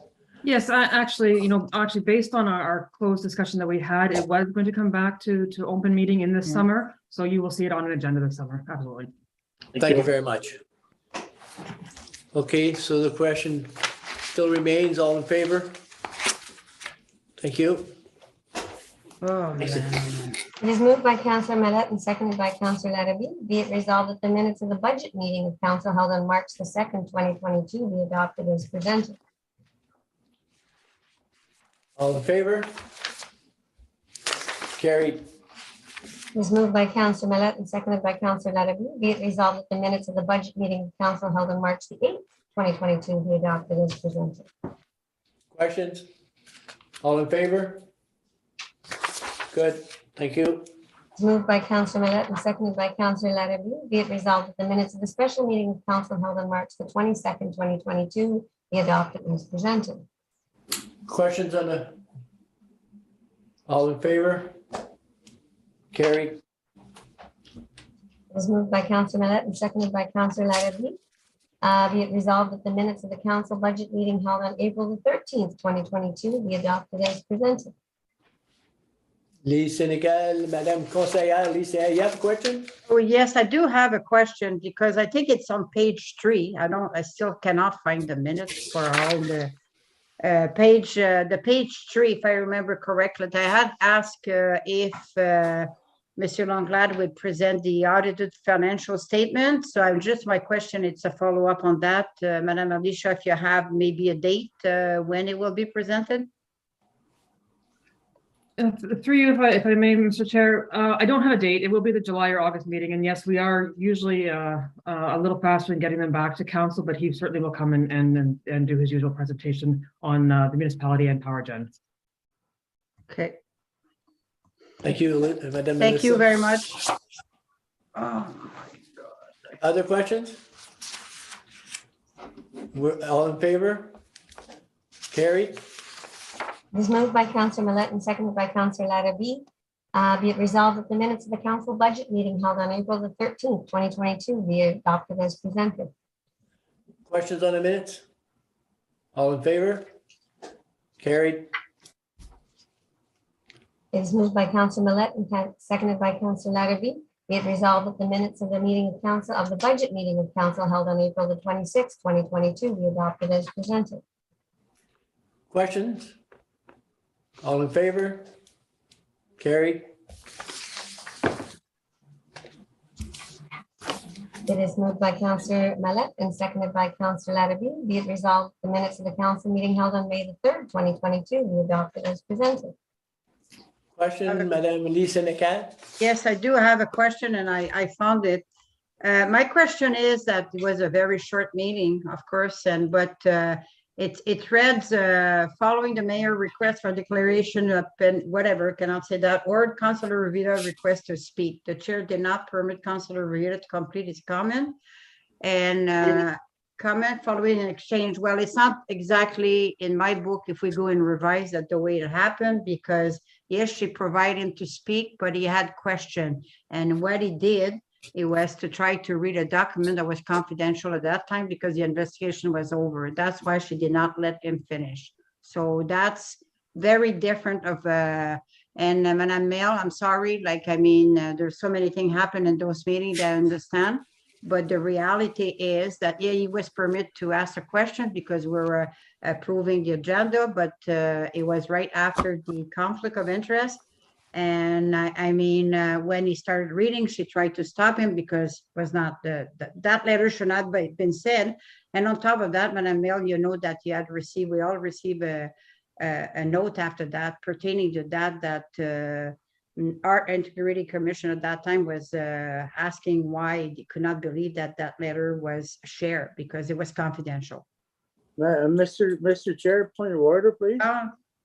Well, The minutes is belongs to the clerk. They're not our minutes until they're passed. So I mean, it's their minutes. It's ours. I need to. Okay, belong to the clerk. I agree with that, but before we pass, we cannot change the minute after it's passed. An amendment needs to be done before it's passed. Correct me, Madame Mail, if I'm wrong, but. With all due respect, I think that the minutes are accurate as they are. I don't know that there's a need to explain why or what was being said or what was the Well, it's not accurate and we can go, but it's okay. Hey, I'm just saying it because I remember it perfectly, and it was not because it was not a question, it was a comment because of what I said. So let it be like that, but I mean, it's Okay. not the way it was. Okay, I'm not in favor anyways, so. okay, thank you, Conseil Alice. Any questions on that? All in favor? It's passed. Item L. It is moved by Councillor Mallette. Moved by Councillor Mallette and seconded by Councillor Larrabee. Be it resolved that the minutes of the special meeting of council held on May the 10th, 2022 be adopted as presented. Any questions? All in favor? It is passed. It is moved by Councillor Mallette and seconded by Councillor Larrabee. Be it resolved that the minutes of the special meeting of council held on May the 24th be adopted as presented. Questions on the minutes? All in favor? Passed. Is moved by Councillor Mallette and seconded by Councillor Larrabee. Be it resolved that the minutes of the council budget meeting held on June the 2nd, 2022 be adopted as presented. Questions on the minutes? All in favor? It is passed. On to advisory committee. Do you want me to continue with the movers and seconders, Mr. Chair, or do you want to go to asking individually? It's up to you. So we're at item M? We are at the, yes, the minutes of the planning advisory committee. Then that was page 89. Well, I think we should then, well, I have no problem in continuing with the same mover and secretary. It is moved by Councillor Mallette and seconded by Councillor Larrabee. Be resolved that the minutes of the planning advisory committee meetings held on December 13th, January 10th, March 14th be adopted as presented. Questions? All in favor? It is passed. Is moved by Councillor Mallette and seconded by Councillor Larrabee. Be it resolved that the minutes of the following boards and committees be received. West Nipissing Committee of Adjustment, December 13th, January 10th, February 14th, March 14th, April 11th. West Nipissing Accessibility Advisory Committee, September 9th, 2021. West Nipissing Public Library Board, November 10th, 2021, January 13th, and February 10th, 2022. Eau Chateau Board of Management, November 17th, December 15th, 2021, January 19th, February 16th, and March 16th, 2022. West Nipissing Environmental Services Board, July 7th, 2021, September 27th, 2021, and November 15th, 2021. And the West Nipissing Police Service Board, November 17th, 2021. All received, any questions? Then is it accepted? Thank you, Madam Mayor. We were at item 4.4, disbursements reports for August, September, and October. It is Would you moved have by- before you? um, We'll have to get a new mover and seconder. Ok, on en parle de ça.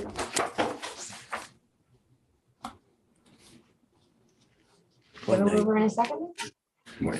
Non, mais- Right, Norm and Chris.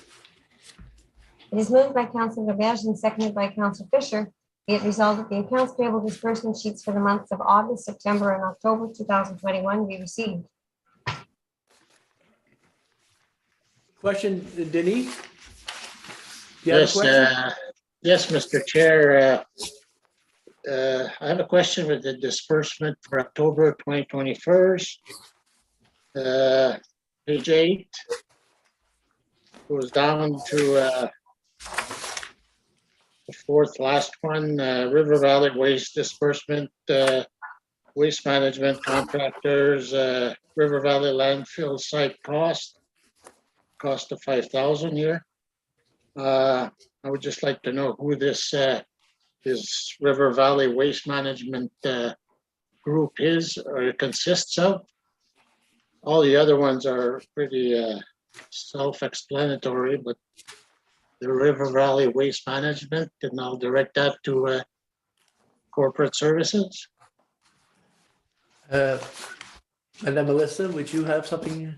So With regards I don't have that question for you right now. So the River Valley Waste Management is a board. We have a few boards that still operate a few of our landfill sites. We had a brief discussion over that at budget. The same as any contractor, I don't actually have the entire hierarchy of the contractors. We did talk about it during our budget discussion on whether that would come back at a later point to council, but I don't have who sits on the board for who all the board members are for that whole organization. But could we get an explanation of that, what that 5,000 is for then? Yeah, absolutely. So as I said, we have still a few of these small landfill sites that we inherited at amalgamation, and we inherited the boards that go with them. And as you're aware, we've sorry, my cat's coming to visit.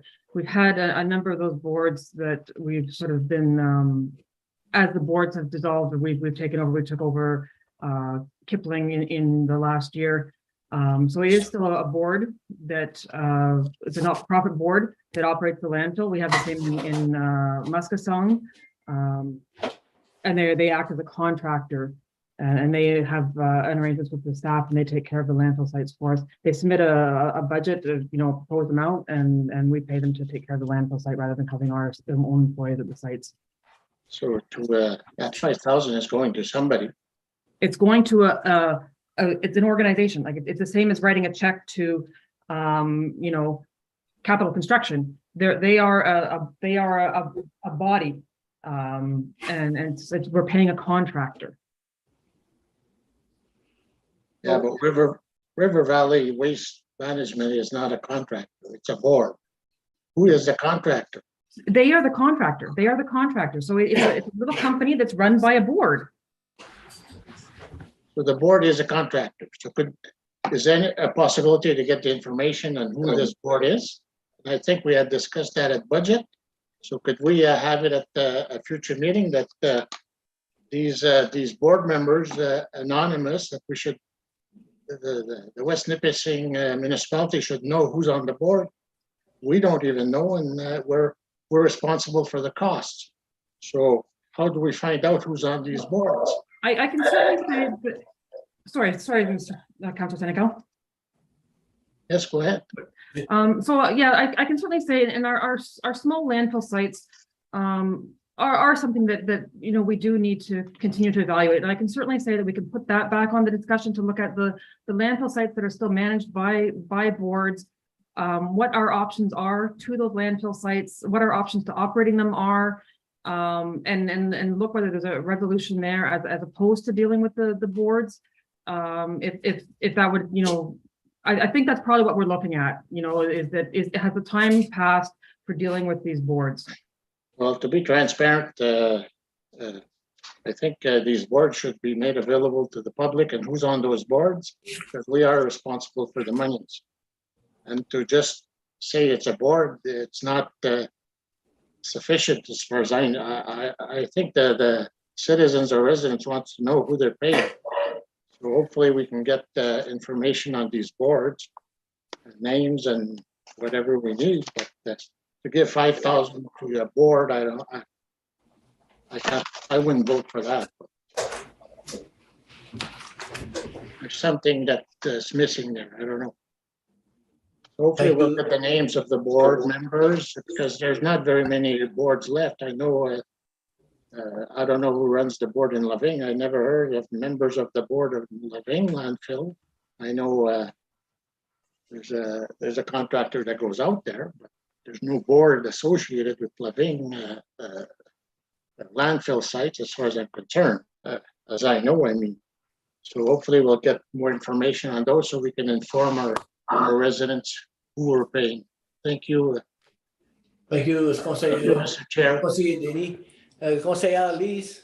Well, just on that, because I know there's a board, but the check should not be righted to the board. It's got to be because the board manage and they manage the contractor that is paid to do it. I mean, I worked for a board for 30 years and I never saw a check going to the board. They went to the program that the money was coming from. They were different programs. So I would also like to see, it might be it. I'm not saying that it's not that. I never saw it. So, there's always things we never saw that it's coming, but I would like also to have the information. But my sense on that, my request is tonight, because I mean, we're dealing with 21 disbursement. I know that we did not have any meetings, so it's pretty hard. But what I would like to see now, it's summertime, to have a time to look at it. I would like to have if it's not our X meeting, the latest in August, I would like to have, if we could be sent all the monthly, so we will be up to date. I mean, we're going to finish our term without not even so.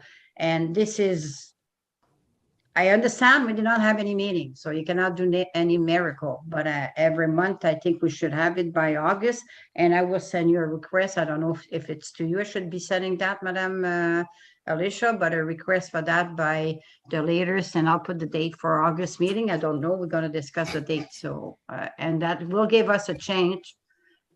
If we got it by the end of July, that any question, because I mean, when you got 4 or 5 of those to look, I mean, there's how many pages? It's very hard to do a good job in trying to look at it. So I will say, you didn't answer my question because I was talking, I know, so you're very polite. So my question to you, will it be possible? Do I have to send a request to you? And by the end of July to have requests, all those, so in August we can deal with them?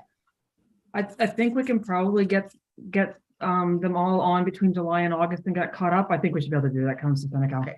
So you want me to send your request anyways in writing? Sure. Or, yeah, that's okay. fine. Yeah, absolutely. Yeah. Okay. Yeah, Thank you. it should be ready. Thank you. So thank you very much. Thank you, Alyssa, for Madam Alyssa. Mr. Chair. We have a question here.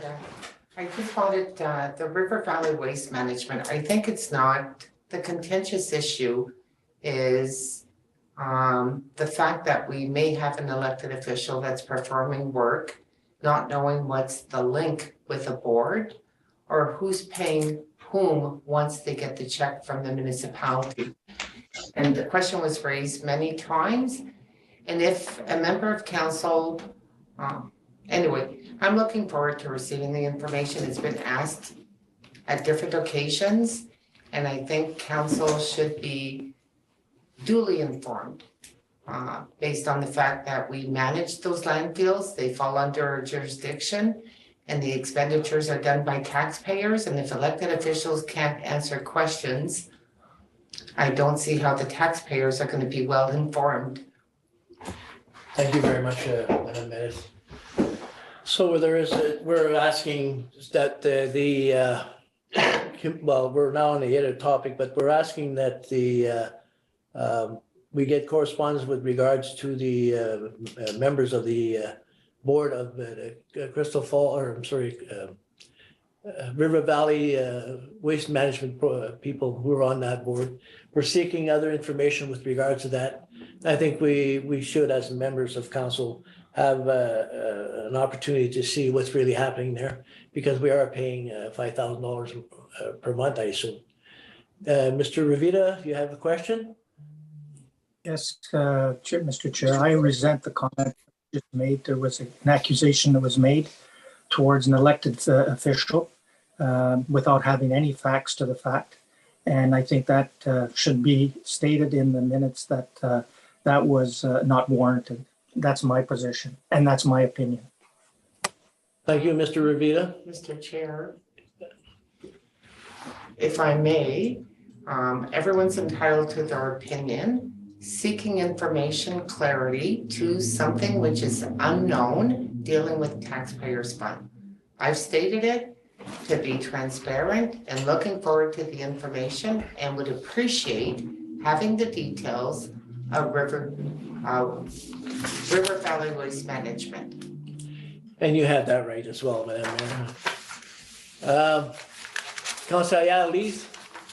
Okay, well, on the same page, I don't think it was an accusation because, I mean, and obviously at that time, it was dealt with, and there's just, I think, a formal question. We've been asking for it for a while, and I think there's nothing wrong finding a member. And I would like to see if we have any similar board that we're paying.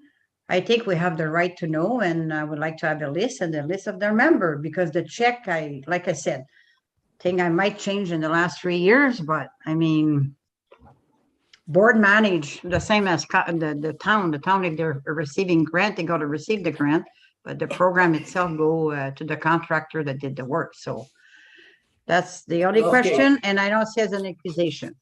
Okay, so this is, we're off the topic and we're jumping from one number to another.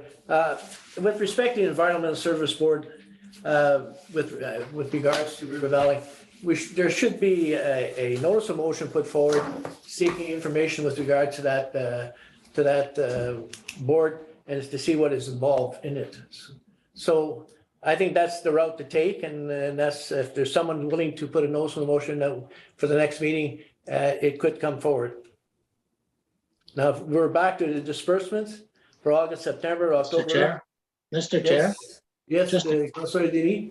Just a comment here. I don't think we need a motion. We've discussed this at budget time, and it was to be brought back to an open meeting. So I don't think we need a motion to have it at a meeting. Well, if it was, okay, I remember we did discuss it at budget time, and it was, that same question was asked. So I think we're seeking information with regards to the whoever's involved with the in the board of management for the River Valley dump. Let's put it that way. So I guess we can receive that, Madame Alyssa, is that possible to receive that information? So well, I'll have to gather the information on the various boards, and I would like to actually bring back a fuller discussion on the boards and our small landfill sites as well. Sure. So yeah, absolutely. Yeah, sure. I have no problem with that. All right, so with respect to the disbursement, is there a motion with that for that, Madame Mel? No. No, it's just a report? Okay, so we move to item 4 or 5, of course, correspondence from the Integrity Commissioner findings, complaint 2021-15. You have it before yourselves, and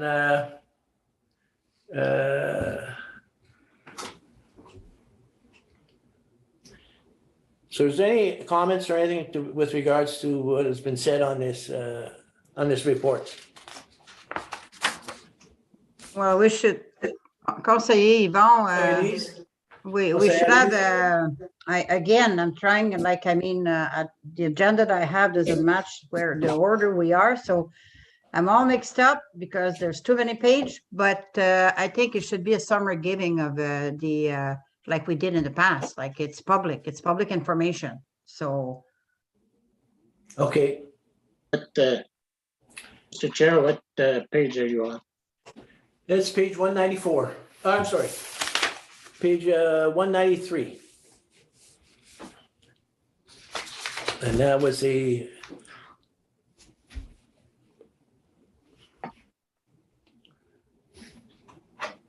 Oh, gee.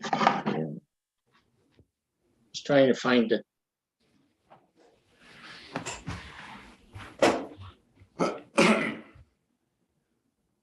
One 93, yeah. yeah.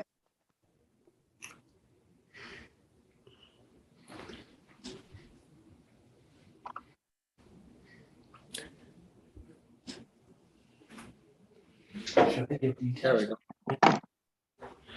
So it was the report given back from Mr. Cormier with under the complaint for Denise Senecal and Christopher Fisher. And he's recommending that a direct breach, saying that a direct breach of code of conduct, more particular in section 5(8) and C of the code of conduct amended on September 10th, 2019. And he's recommending that Councillor Fisher be subject to a letter of reprimand for his conduct. And that was the findings of Mr. Cormier, our EC lawyer for complaints. Any other comments?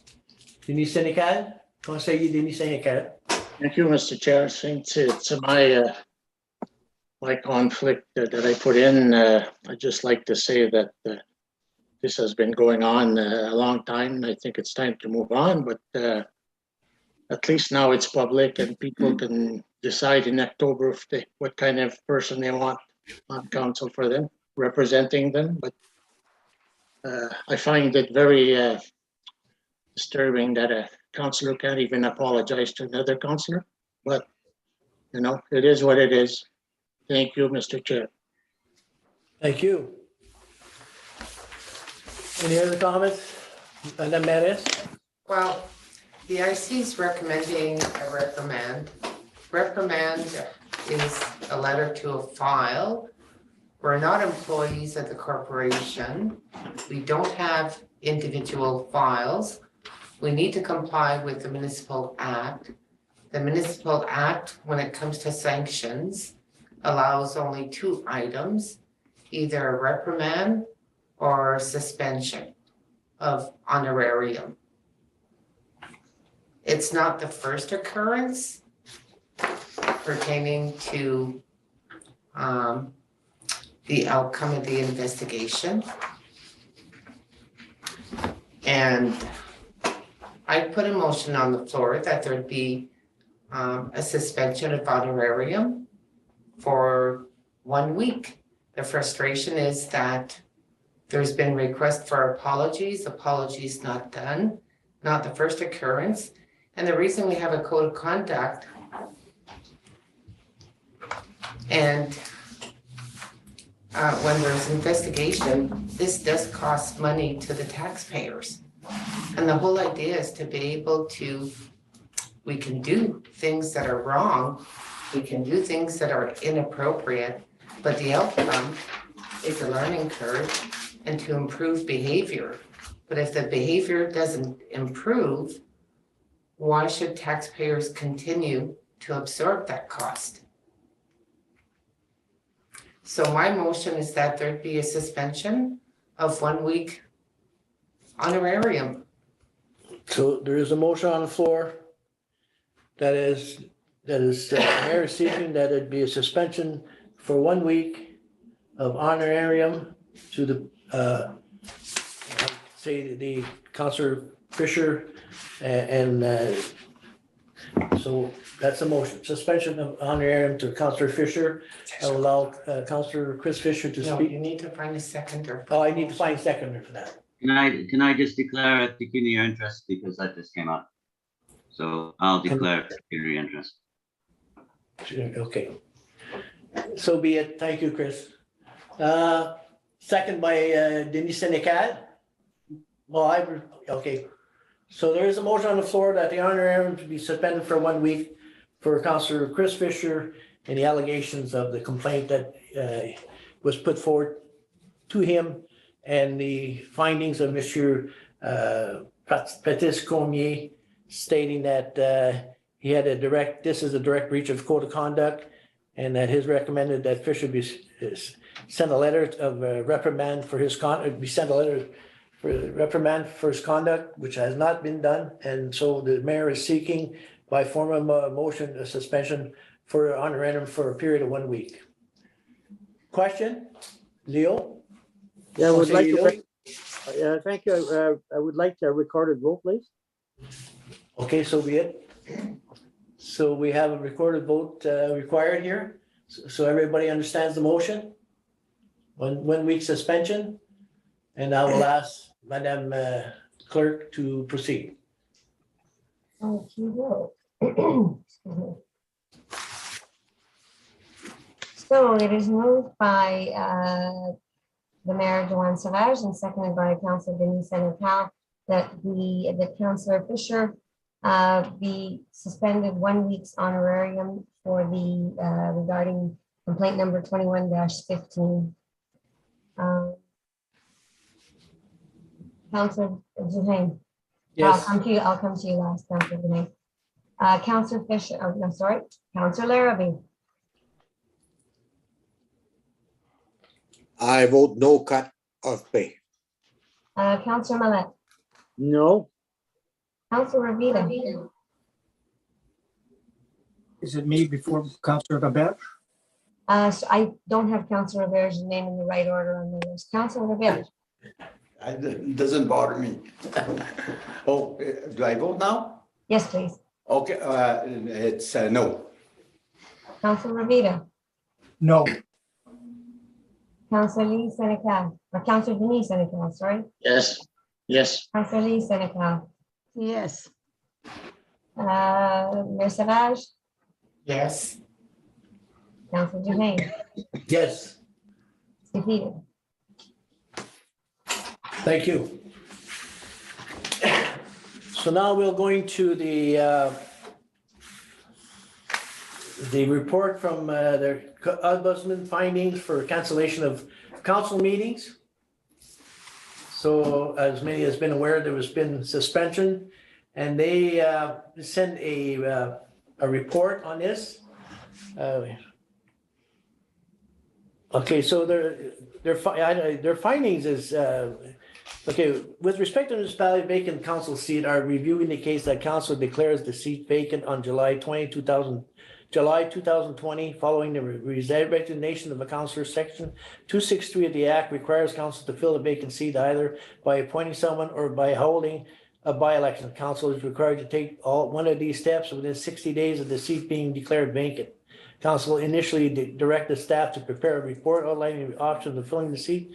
When the staff report was brought to council, council was evenly split as to whether the seat should be filled through a by-election or appointment. In accordance to 245 in the Municipal Act, the tie vote is deemed to be lost.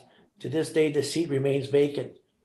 We understand that the Ministry of Municipal Affairs and Housing wrote to council on several occasions in 2022 regarding these matters in light of the legal requirements that council must fulfill regarding the holding of meetings and filling the council vacancy. A letter dated April 25th, 2022, the minister indicated that he would be exercising his power under Section 14 of the Municipal Act to require the municipality to take steps towards appointing someone to fill the council vacancy seat by June 30th, 2022. He indicated that he would select a solicitor and assist council with this process. We understand that the municipality received Minister's Section 14 order on April 28, 2022, and that the process is underway for the meeting with the facilitator and filling the vacant seat. Conclusion, we wish to thank staff and municipality of West Nipissing for the ongoing cooperation during the review. We encourage council to consider the concerns identified in the letter, take all necessary steps to meet the legislated requirements placed on the municipal councils under the Municipal Act. Our staff will continue to be in contact with obtain updates and regarding the issue. As we all know now, the issue has been resolved, and what I've read has been done. So is there any other, anyone want to, okay, Councilor Leo, you have a question? Yes, thank you. Through you, Mr. Chair, the question is to Miss Orton. through you, if I can. Mrs. Organ, are you going to stay till the end of the term? And I know we had a closed session last Monday. Were you not invited? This is my question. Point of order, okay, Mr. Madam Mayor. Chair. No disrespect to Conseil Leo and no disrespect to our guest. Municipal affairs are here as an observer. They're not here to be part of the deliberation, but they're here as an observer. And if there's any questions pertaining to the reason why and their role, we all received the same letter from the minister, which I believe was dated April 25th. And that will answer your questions, Conseil Leo. And I'm going to ask Madame Melissa to respond to that as well. Yeah, and just if it makes Councillor Millet or other councillors feel better, I know we had the initial letter, we've now got the position filled. I can certainly confirm with MMAH that they still intend to stay to the end of the term, and I can certainly confirm that and ask them outside of the meeting and come back to council with that. Okay. Thank you, Madame. But if I may, Yes. Melissa, Madam our Clerk, please. letter from the minister clearly stated that we will have observer till the end of this term. That's what the letter stated. The minister had asked for a review of our policies, to observe, to provide us with feedback, some type of administrative report, and to fill the vacant seat by a specific timeline. So my understanding from that letter is that we should be having an observer from the ministry till the end of this term. Thank you, Madame Mayor. Conseillère Alice? Great, merci, Conseiller Yvon. And also that letter stated that the observer, they would be observing only open meeting, not participate in closed meeting. And that's probably, I guess, why she was not invited. And then correct me if I'm wrong, but I don't have the letter in front of me. But I mean, with everything you said in the letter, Madam Mayor, it was till the end of the term, but they were invited to open meeting, not closed meeting. And I Okay, think that that's fine.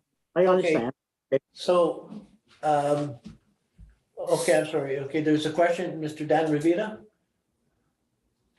And Rowley. Be as it may be, I think the question was asked, and I think that it's, I think council should be, even though the letter states that, maybe it would be good to find out from the minister and not an opinion by somebody reading the letter, that whether this is still true and that they will stay as observers until the end of the term. I think that was the question, and I think that's just a fair question, regardless of the. Thank you, Mr. Rivera. I'm going to ask Madame Melissa if it is permissible to ask Madame Horgan these questions. I'm not sure. Is she silent in her? Does No, she have to be silent? I don't think that. I'm asking Alyssa a question here. Is that how we proceed here? Yeah, I suspect that Ms. Horgan wants to maintain her role as observer tonight, and I'll certainly follow up with her outside of the meeting and get back to council. Yeah. Thank you very much, Madame Alyssa. Okay, Madame, Monsieur Rowley, Conseiller Rowley. Thank you, Mr. Chair. It's, I guess it's a comment and an opinion. I would support definitely that Mrs. Organ would attend the closed session also. It's a welcome sight to see her at our meetings.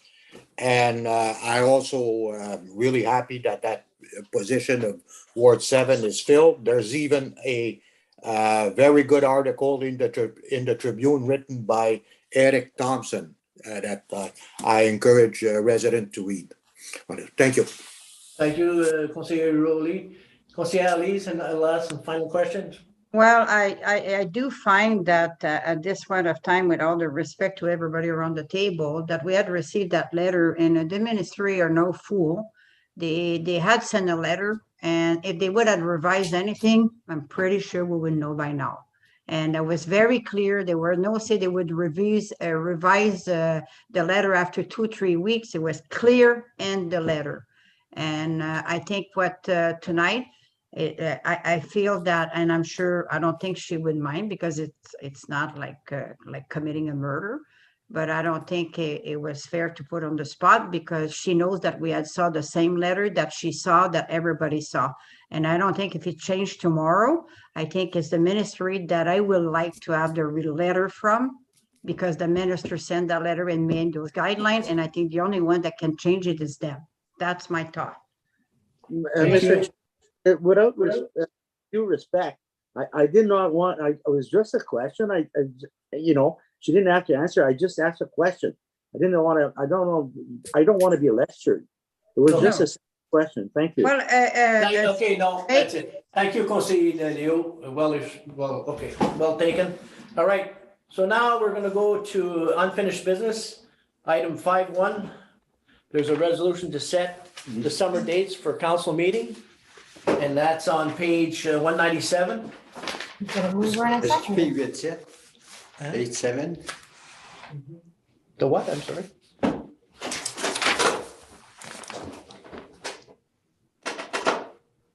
Okay, the delegation No, request? yeah, that's Okay. for, No, Okay, Madame Mel?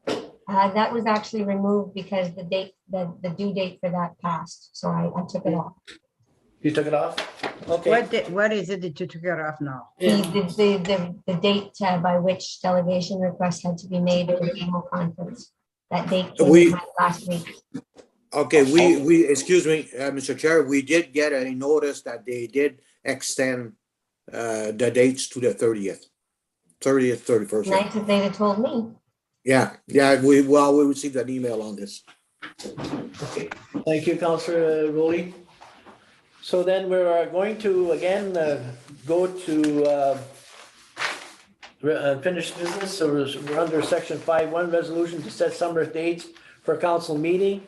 And the dates that we have before us is July 12th at 6:30 and Tuesday, August 16th at 6:30. And I have Conseiller Laberge that has a comment here with. yes, thank you, Mr. Chair. The one in August, the 16th is on a Tuesday, but at the same time as the AMO conference would be, and that ends on the 17th. Okay. Is it possible to move the meeting to the Thursday, like to the 18th instead? Or Or the Tuesday prior to. or the Tuesday prior to, which would be the 9th? The 9th. So the Conseiller Laberge is asking that the August meeting be moved to the 9th of August. And I see Monsieur Leo has his hands up. Monsieur Conseiller Leo, please. I agree with Councillor Norm. Okay. The 9th, I'm okay with it. For the Sure. 9th. Okay, so does anybody have any problems for the 9th of August, 6:30? Okay, Mel, have you taken record of that? I'm just gonna, I had asked for a mover and a second for the motion, Mr. Chair. I'll move So we it. move, move by Leo and second by Monsieur Laberge. It is moved by Councillor Millet and seconded by Councillor Laberge. Whereas at a meeting held on June the 29th, 2022, council considered the proposed dates for summer council meetings for July and August 2022. Be it resolved that the following dates be set: July the 12th at 6:30 PM and August the 9th at 6:30 PM. Any questions? All in favor? Pass. Okay. Item 5.2 and under finished business, award additional water main looping project, Church, Ethel Street, and King and John Street. So do we have a motion to award this additional water looping? Madam Mel? May I have a mover and a second, Mr. Chair? Okay, so Leo again and Monsieur Laberge. It was moved by Councillor Millet and seconded by Councillor Laberge. Whereas council passed a resolution number 2021-317 at the August 19th, 2021 meeting, wherein the engineering design for construction projects for the water main looping project was awarded to Greer Galloway. And whereas to ensure a seamless process, one firm would be responsible for the entire design, the municipal engineering consultant has recommended that Greer Galloway be awarded 2 additional water main looping sections, being from the water plant facility to Church and Ethel and from King Street to John Street bridges along John Street. And whereas the proposals provided by Greer Galloway have been reviewed by the manager of water and wastewater operations and the municipal engineering consultant who find the costs acceptable, we have therefore resolved that the engineering designs for the construction projects of the 2 additional water main looping sections from the water plant facility to Church and Ethel and from the King Street to the John Street Bridge in the municipality of West Nipissing be awarded to Greer Galloway in the amount of $55,020 plus HST. Questions? Jimenez? The 2 additional, was that according to what we had discussed as far as project? Does it conform to what we had agreed upon when it was presented to council? I'll ask Madame Melissa to respond to that, please. Thank you. Yes, it does.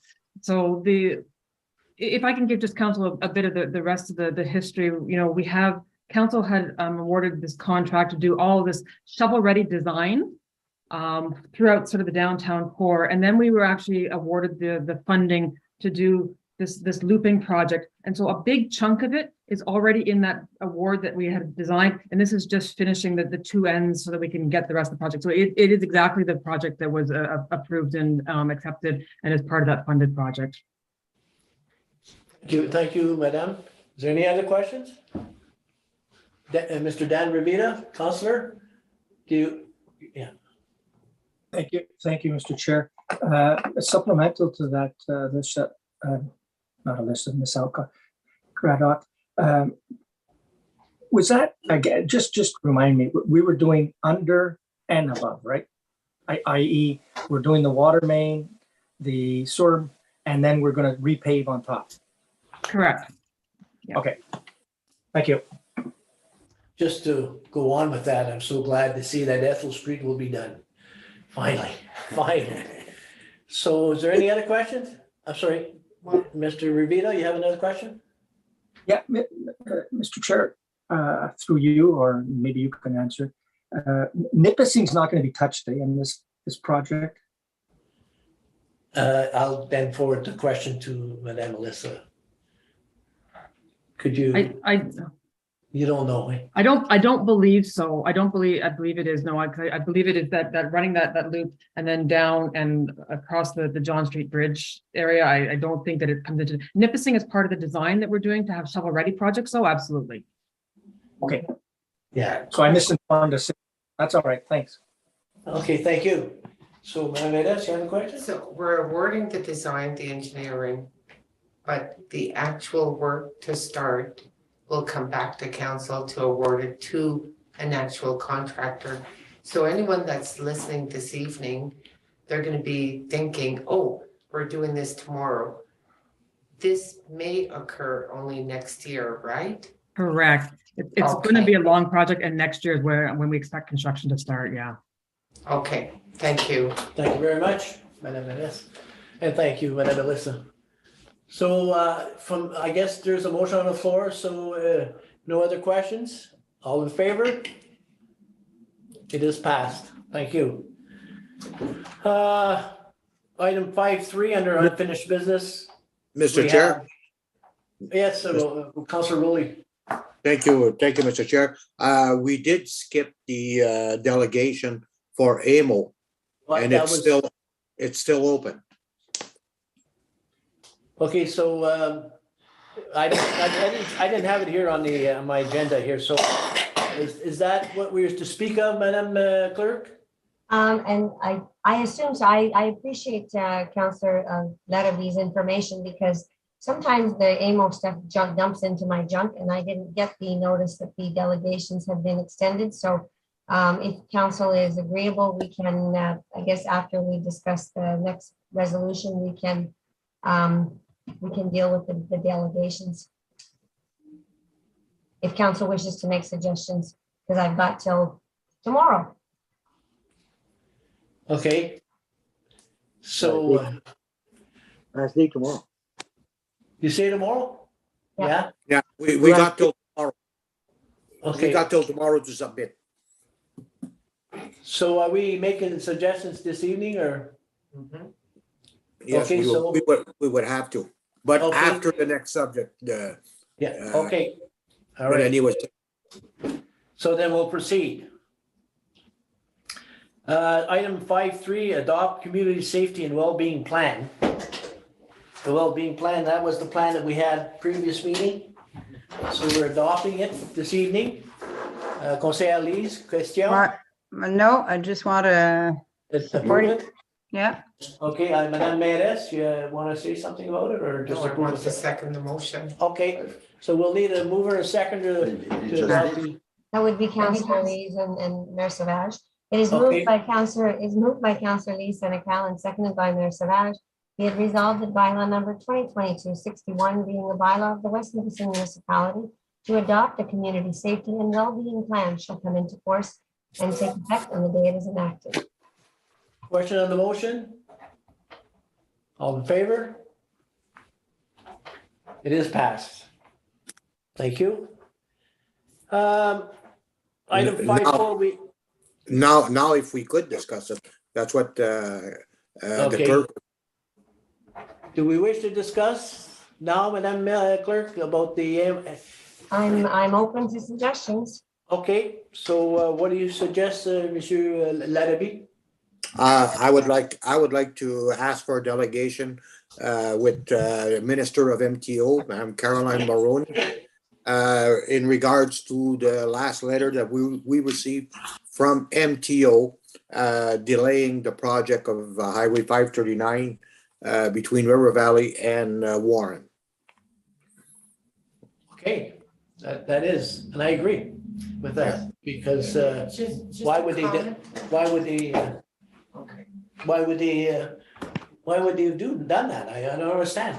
Well, we need to be clear because the request is made, you don't understand. Council adopted a resolution without voicing no, that we approved MTO to extend to get the work done in 2023 instead of doing the infrastructure work that was planned for 2022. So we go see the minister and say, why are you delaying this work when staff came back to us and said, oh, sorry, we're not going to be able to do it this year, we're going to do it next year, and we endorsed the resolution. What are we going to say to the minister? I'm just being a devil's advocate here. Yeah, that, you know what, I do have to agree, Madam Mayoress, we did pass that resolution, and we did agree that they could extend it. And it does, it doesn't seem right to, before the minister and, make a statement as such when we had passed it by a council, that we would would accept their extension to 2023.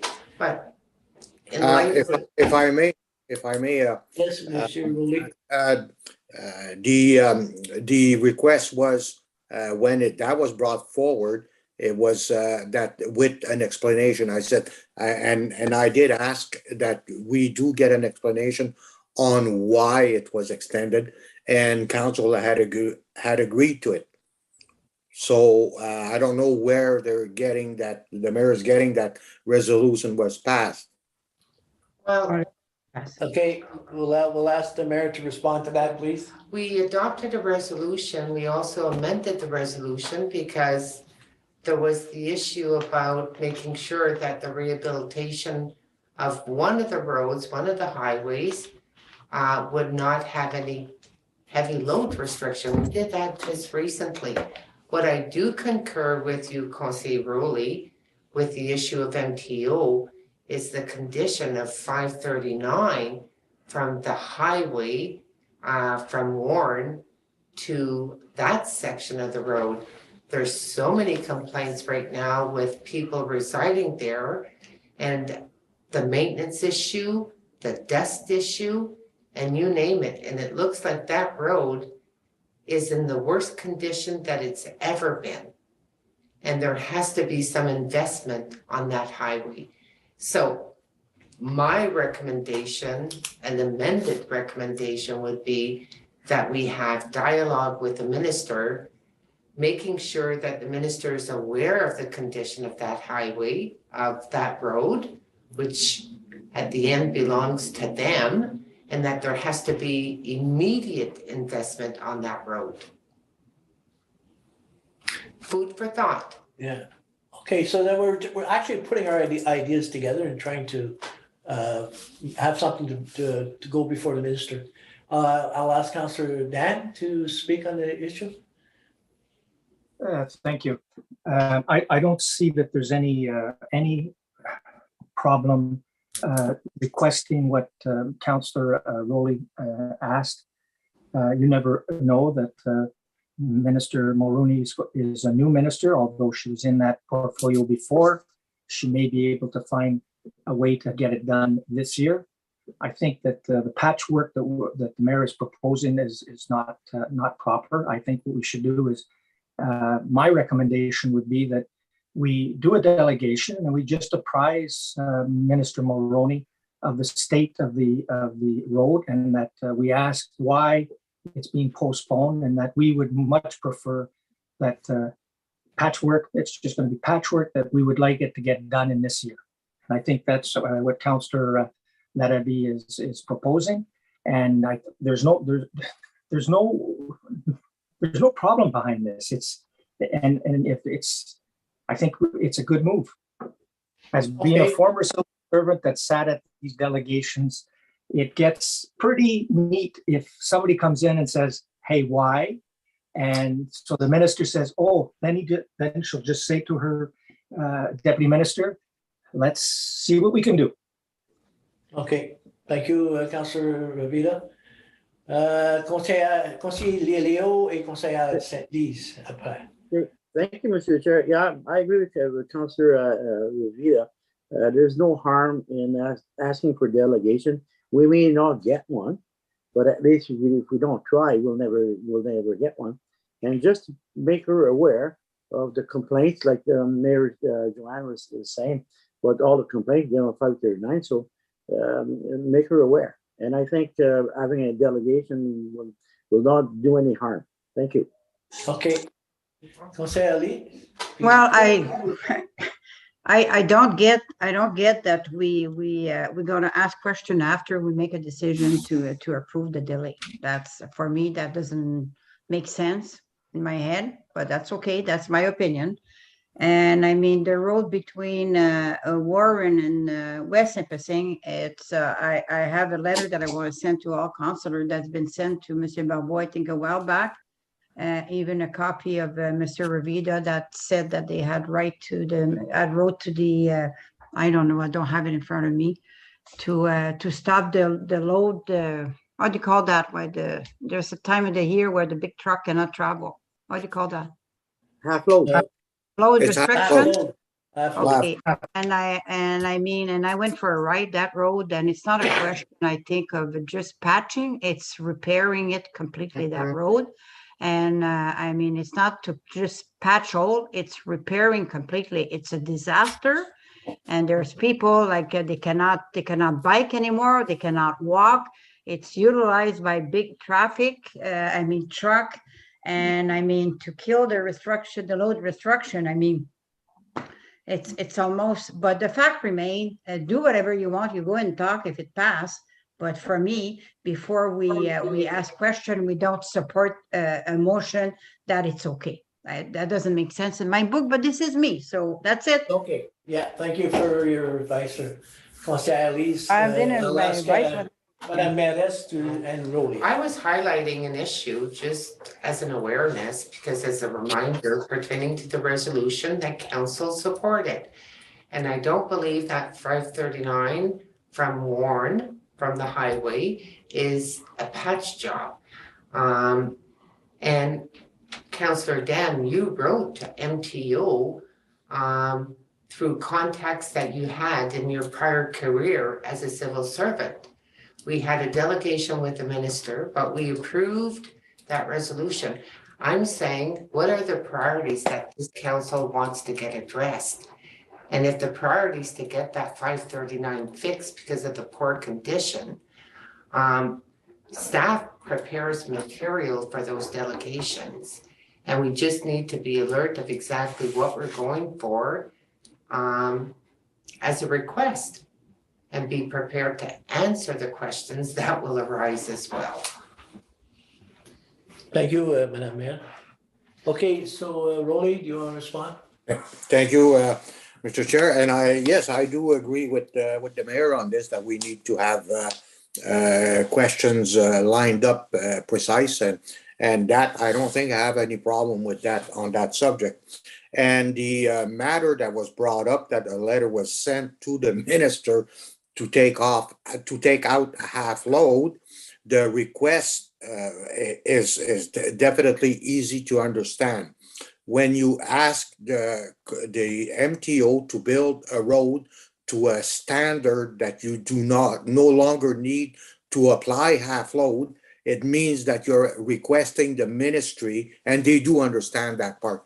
You're asking the ministry to build the road at a better standard, like they have between Hager and Noelville. It's a 500 series, no half load. That means they have a better base and a better pavement structure, so you do not have to apply a half load on it because of all the mining activity exploration that's going on. It would be very wise for the MTO to invest at this time for a better road. And that's the request was not to take half load on the road the way it's sitting now.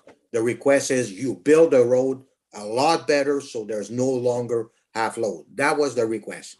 So, Okay. thank you. Obviously, saw the So letter. right now, what we're doing is we're highlighting issues here pertaining to that specific area. So I'm asking Madame Mel if she's taking down notes here, because meeting the minister, you gotta take advantage, and you do have to present yourself properly, and you do have to ask these questions. And there is a problem there, and I think we should continue to bring forward these issues so the ministry is fully aware as to how we feel about that particular area. I'll ask Councillor Fisher and then Councillor Dan to speak after. Councillor Fisher? So I just wondering a slightly different topic, and I don't know if the timing is right or if it's pertinent or not. So perhaps I'll ask our Director of Corporate Services. But is it a good idea to request a delegation discussing the Verna water hookup? Because I know that's a big project, sort of in the design phase. That we're going to require some help on. So would that to do or not? Is my question. Thank you. Okay, so you're asking if we should bring that forward now? That's a political issue, so it should be a political decision. Councillor, may I address? Yes. Well, we're just responding to Chris's question here, Dan, excuse me. So Dan, Mr. Fisher is asking that if the water issue in Verner should be brought up to the ministries involved. Is that right? Mm-hmm. And how do we feel about this? Yeah, so that's correct. And I guess my question is the timing right? Or do, because I know there's a big planning phase, and I guess my question is the timing right to do that now, or should we wait? Okay. Well, you bring up a great subject, Councillor Chris. The timing is right as far as politicians dealing with politicians. There's already been a lot of investment that's been done pertaining to the study. Council agreed to what was being proposed. We know that we were given a timeline as far as getting licenses, and we know that the users are not going to be able to bear the cost by themselves. And if this project is going to happen to address the problem, there has to be financial support and financial partnership with other level of government. So yes, they should be duly informed. We should be talking to them and letting them know that we'll be requesting financial support. Okay, so then we have another issue on the table, and I think majority of us agree that it wouldn't hurt to bring that forward as well. So thank you, Mr. Fisher, for bringing that up. I'm sorry, Dan, just if you don't mind, I'll ask Mel has her hand up. I'll ask Mel. Yes, Mel? Thank you, Mr. Chair. I'm just going to clarify with the Director of Corporate Services, that would be Ministry of Infrastructure. We would be seeking the delegation with. I think that would be our best place to start, yeah. Tu veux pas compris? Oh, c'est pas le même ministre quand même. No, no, it's not the same. Okay. All right, so go ahead, Mr. Rivera. Well, first of all, I wanted just to clarify some issues. It wasn't a letter that I sent to the minister. It was a letter. It was an email that I sent to a former colleague. It was the deputy minister of NTO. And it was as a result that we were not getting any responses from the district office in North Bay on regarding what we were at. So I was asked by Councillor Rowley if I knew if I could do it for him. And I passed it by the CAO, and the CAO thought that it was not a bad idea. So what happened is I wrote a note. It was an email. It was not a letter. It shouldn't have been leaked. That was a personal email to a former colleague. And basically all I was asking the former colleague, Laurie LeBlanc, who was the deputy minister, I was asking her if it was possible that, that we would get at least answers to some of our questions. That was what happened. And subsequently, what happened is the director of MTO for the northern area did make contact with our CAO and outlined what they were going to do. So that's the story. The thing about the half load, it was if the road was upgraded, like Councillor Rowley said, that we would be more than happy to have the half load taken off. That was the purpose of that note.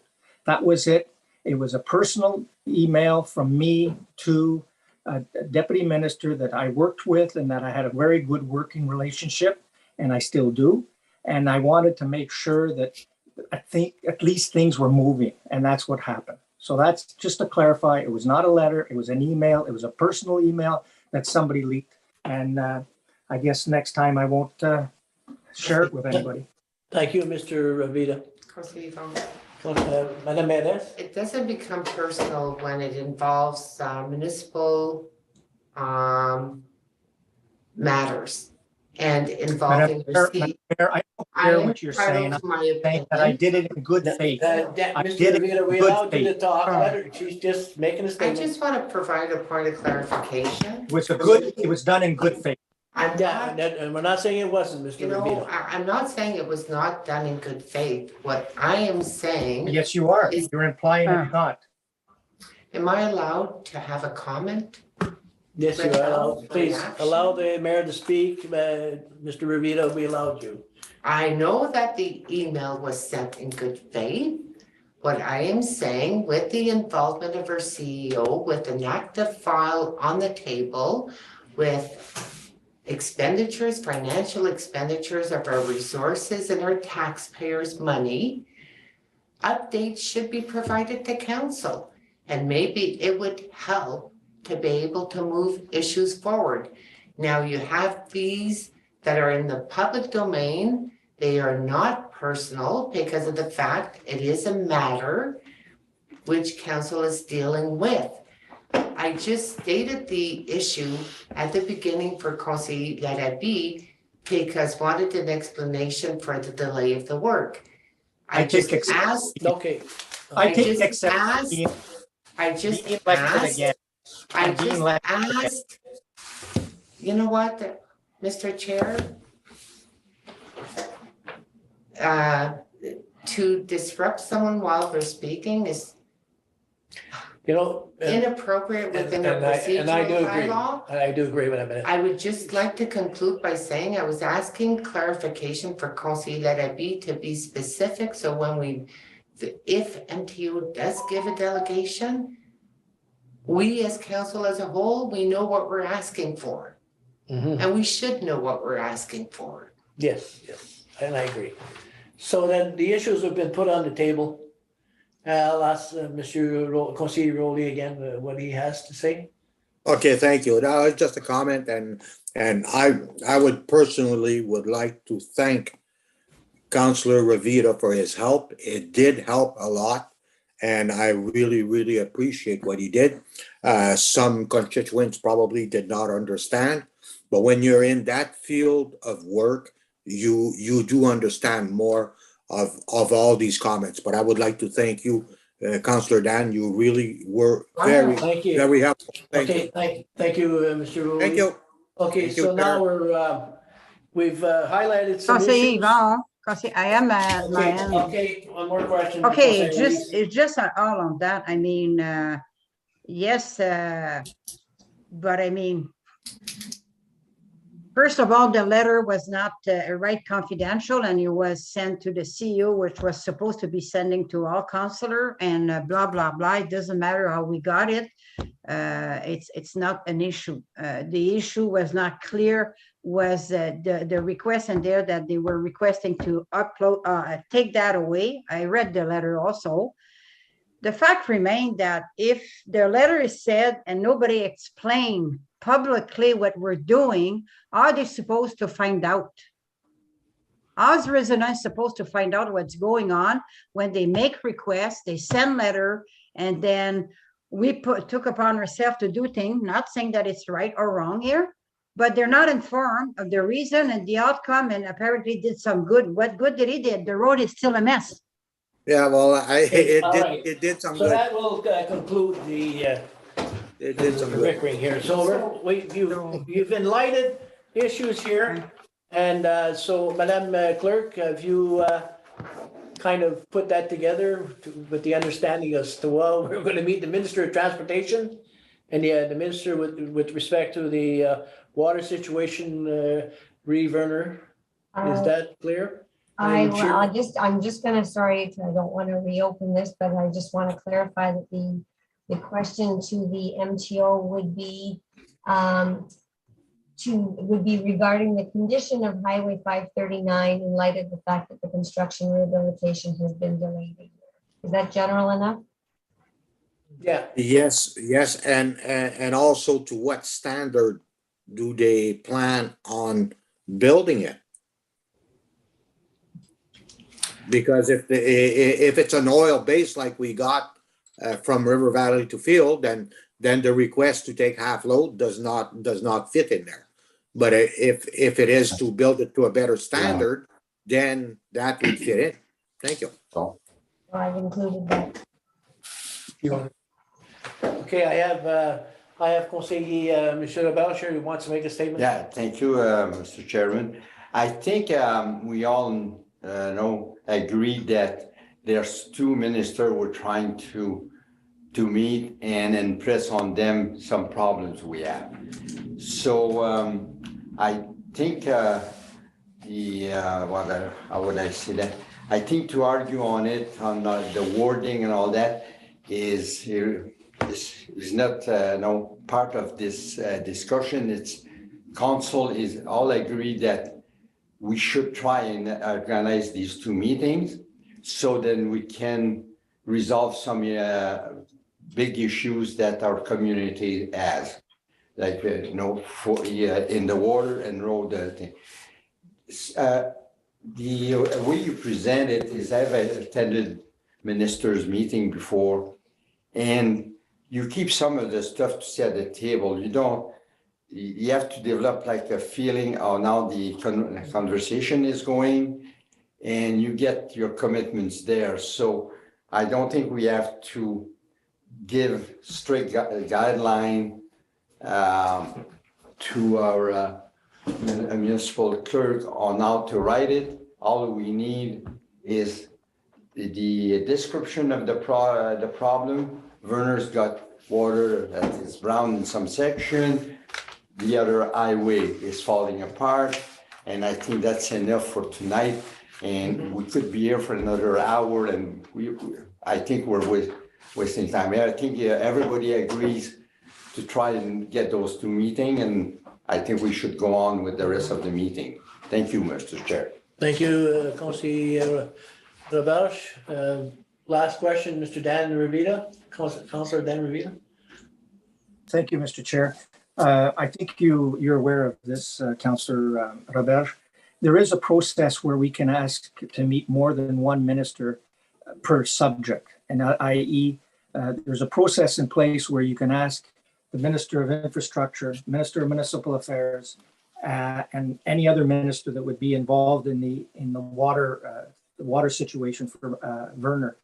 And it's a joint it's a presentation to a joint committee. I've seen them done, and you get more bang out of your dollar when you do that. I can ask, there is somebody that knows how to do it. If that would be the wish of council, we could try that. And then that way we would have all the various ministers that will be involved in this major project at the same table. Good idea. Okay, I would allow the clerk to see if that can be done. Why can this, there's a process. Proceed, Dan, that's why we have administrative staff, and I know that there's a process, but there could be more than one minister request that can be done for the same issue. so you're asking Madame Meredith to ask the clerk if that can be done? Is that what you're? Well, the clerk can check into it. We'll look into it. You'll look into it? Thank you very much. Okay, so that should end that segment. So there was a noise exemption request, Madame Mel, is that still valid? Members. A mover and a seconder? Okay, yeah. Conseiller Roberge et Conseiller Lise? It is moved by Councillor Roberge and seconded by Councillor Lee Senecal. Be it resolved, the council authorizes an exemption from the West Nipissing Municipal Noise Bylaw 1999/75 made by Mathieu Roberge for an outdoor celebration, including a live band, which will take place at 11947 Highway 17 in Sturgeon Falls on Saturday, July the 23rd, 2022, from 2 p.m. until 2 a.m. on July 24th. Any questions? All in favor? Motion is passed. Thank you very much. Now we move to notice of motion. Item 6.1, purchase of land. Bobby Gannett, I'm sorry. This was submitted on July 13th. Council made a decision to sell a small piece of land to Monsieur Gannett. And Monsieur Gannett shared a copies of the purchase of the sale sign for the lot agreement upon minutes from July 13th, showing an agreement of the council's vote 7-1, and a letter from clerk acknowledging the acceptance of council. A council meeting on October 19, council reversed their decision on July 13 meeting. And I am seeking the discussion regarding procedure for the reconsideration of the initial decision. So now the motion to reconsider was not put forward, but it was reconsidered that we do not accept the sale of the land. So now we're going to have to finalize this because it's been outstanding here for quite some time. So the question is, Madame Meredith, could you? need a seconder to your motion, I think. We need a second to the motion Yeah, to the motion that you have. to reconsider. Yeah. Okay, so there's a motion on the table to reconsider, and I guess can I? You moved it. Yeah, okay. And then a seconder to that? Conseiller Lise? Now, there's a motion on the floor to reconsider the discussion with regards to what had been done to Monsieur Gannett, and that we reconsider the decisions made from the meeting of July 13th, that the decision be reversed. So I'm asking if reconsidering for the decision of July 13th be reconsidered, and that the previous motion that was put forward be recognized as the true decision made by council with regards to selling the property to Monsieur Gannett. Madame Clerk, do you have a question? No, I just wanted a point of clarification that in fact, there was no ever a resolution adopted by council with regard to this matter, nor was there a purchase and sale agreement entered into. I just wanted to clarify those 2 points because the motion seems to refer to something that's not. Well, I'm referring to the decision made on July 13th, and this decision was to sell the property by the consensus of the 7-1 agreement by a raise of hands. And I'm asking that we consider to maintain this sale, this, and if we do have to make a motion to do it, so we will. But I'm just asking that we reconsider our decision based on what was said on July 13th, and that we leave the sale of land as such as we discussed it at that time and agreed upon. And that's the motion to reconsider I am putting forward. Leo, question, Mr. Councilor? Yeah. I think Mr. Pulling has more information before we discuss it. So, Monsieur Stepoulet, yes, you have a. So, Mr. Chair, just to clarify a couple of things, I think if everyone has the memo that Mel prepared has a lot of information that clarifies a lot of the facts in this matter here. So this memo was prepared back in March, so I'm assuming everyone's had an opportunity to read it thoroughly. It details exactly what has happened with this file. And so, yes, initially, council made a decision to sell a piece of land to Mr. Guinette. However, that piece of land was not defined. We know it's an enforcement file. We know that gazebos should not be on our property. So Mr. Guinette requested to purchase a piece of land. Council agreed to, they voted on it. And then we went back because we had no information, no details, no nothing. That memo explains everything very accurately. We went back, we looked at the site, we came back, we gave council options as far as which piece of land we would sell. If you recall, I think we have the attached options there is yellow or purple or whatever. And council then decided we will sell Mr. Guinette the yellow part of land right in behind his garage and nothing more. So then we were given the direction to get the land appraised and get the evaluation or the survey for that piece of property. And that's where it stood. And then the notice of motion was brought forward. So there was never, when council initially agreed to sell Mr. Guinette some land, it wasn't agreed to as to which parcel of land we were going to sell. And there was no way, no how, never a agreement of sale entered at any time. So I just wanted to make that exceptionally clear to everyone. Madam Medes, you have a statement? Well,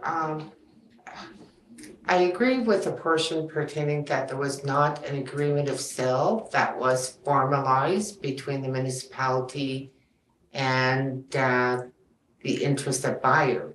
But at the time that we had the discussion in July, Mr. Guinette came forward and put in a request to purchase the parcel of land where the gazebo is sitting. Yeah. He, I see Monsieur Guinette, if I may continue. So Mr. Chair, can I clarify one thing? We cannot sell Mr. Guinette that piece of land. The gazebo cannot stay there. It goes against every bylaw we have. We've already notified him. He has to remove that gazebo regardless. We can't sell him that piece of land because the gazebo cannot stay there. It's got to move. And council had decided that the best option was to have the gazebo move directly behind his garage. So the gazebo, regardless of what council decides, it's against our bylaw and it's an enforcement file. Mr. Guinette will be asked to move that gazebo. Thank you very much. I'll ask Madame Medes to continue. Okay. So he wanted to buy the parcel of land where the gazebo is adjacent and to his backyard. It was land owned by the municipality, the strip along the river, where basically it ends up to his property and he had a gazebo. The issue, we all knew that the issue came up when it was noticed that there was an infraction to our bylaw for having our gazebo, the gazebo, where it was located in our municipal property. But in our mindset, the parcel of land that he wanted to buy, he would have relocated and conformed and worked with the municipality for the required setback. He sent an email to some members of councillors. Some members of councillors also send email to the CEO defining exactly what he wanted to buy, the reason he wanted to buy. We had the discussion at council. We agreed to sell what he was requesting. It was not going to be an impediment for the dock. It was not going to be an impediment for the boat launch.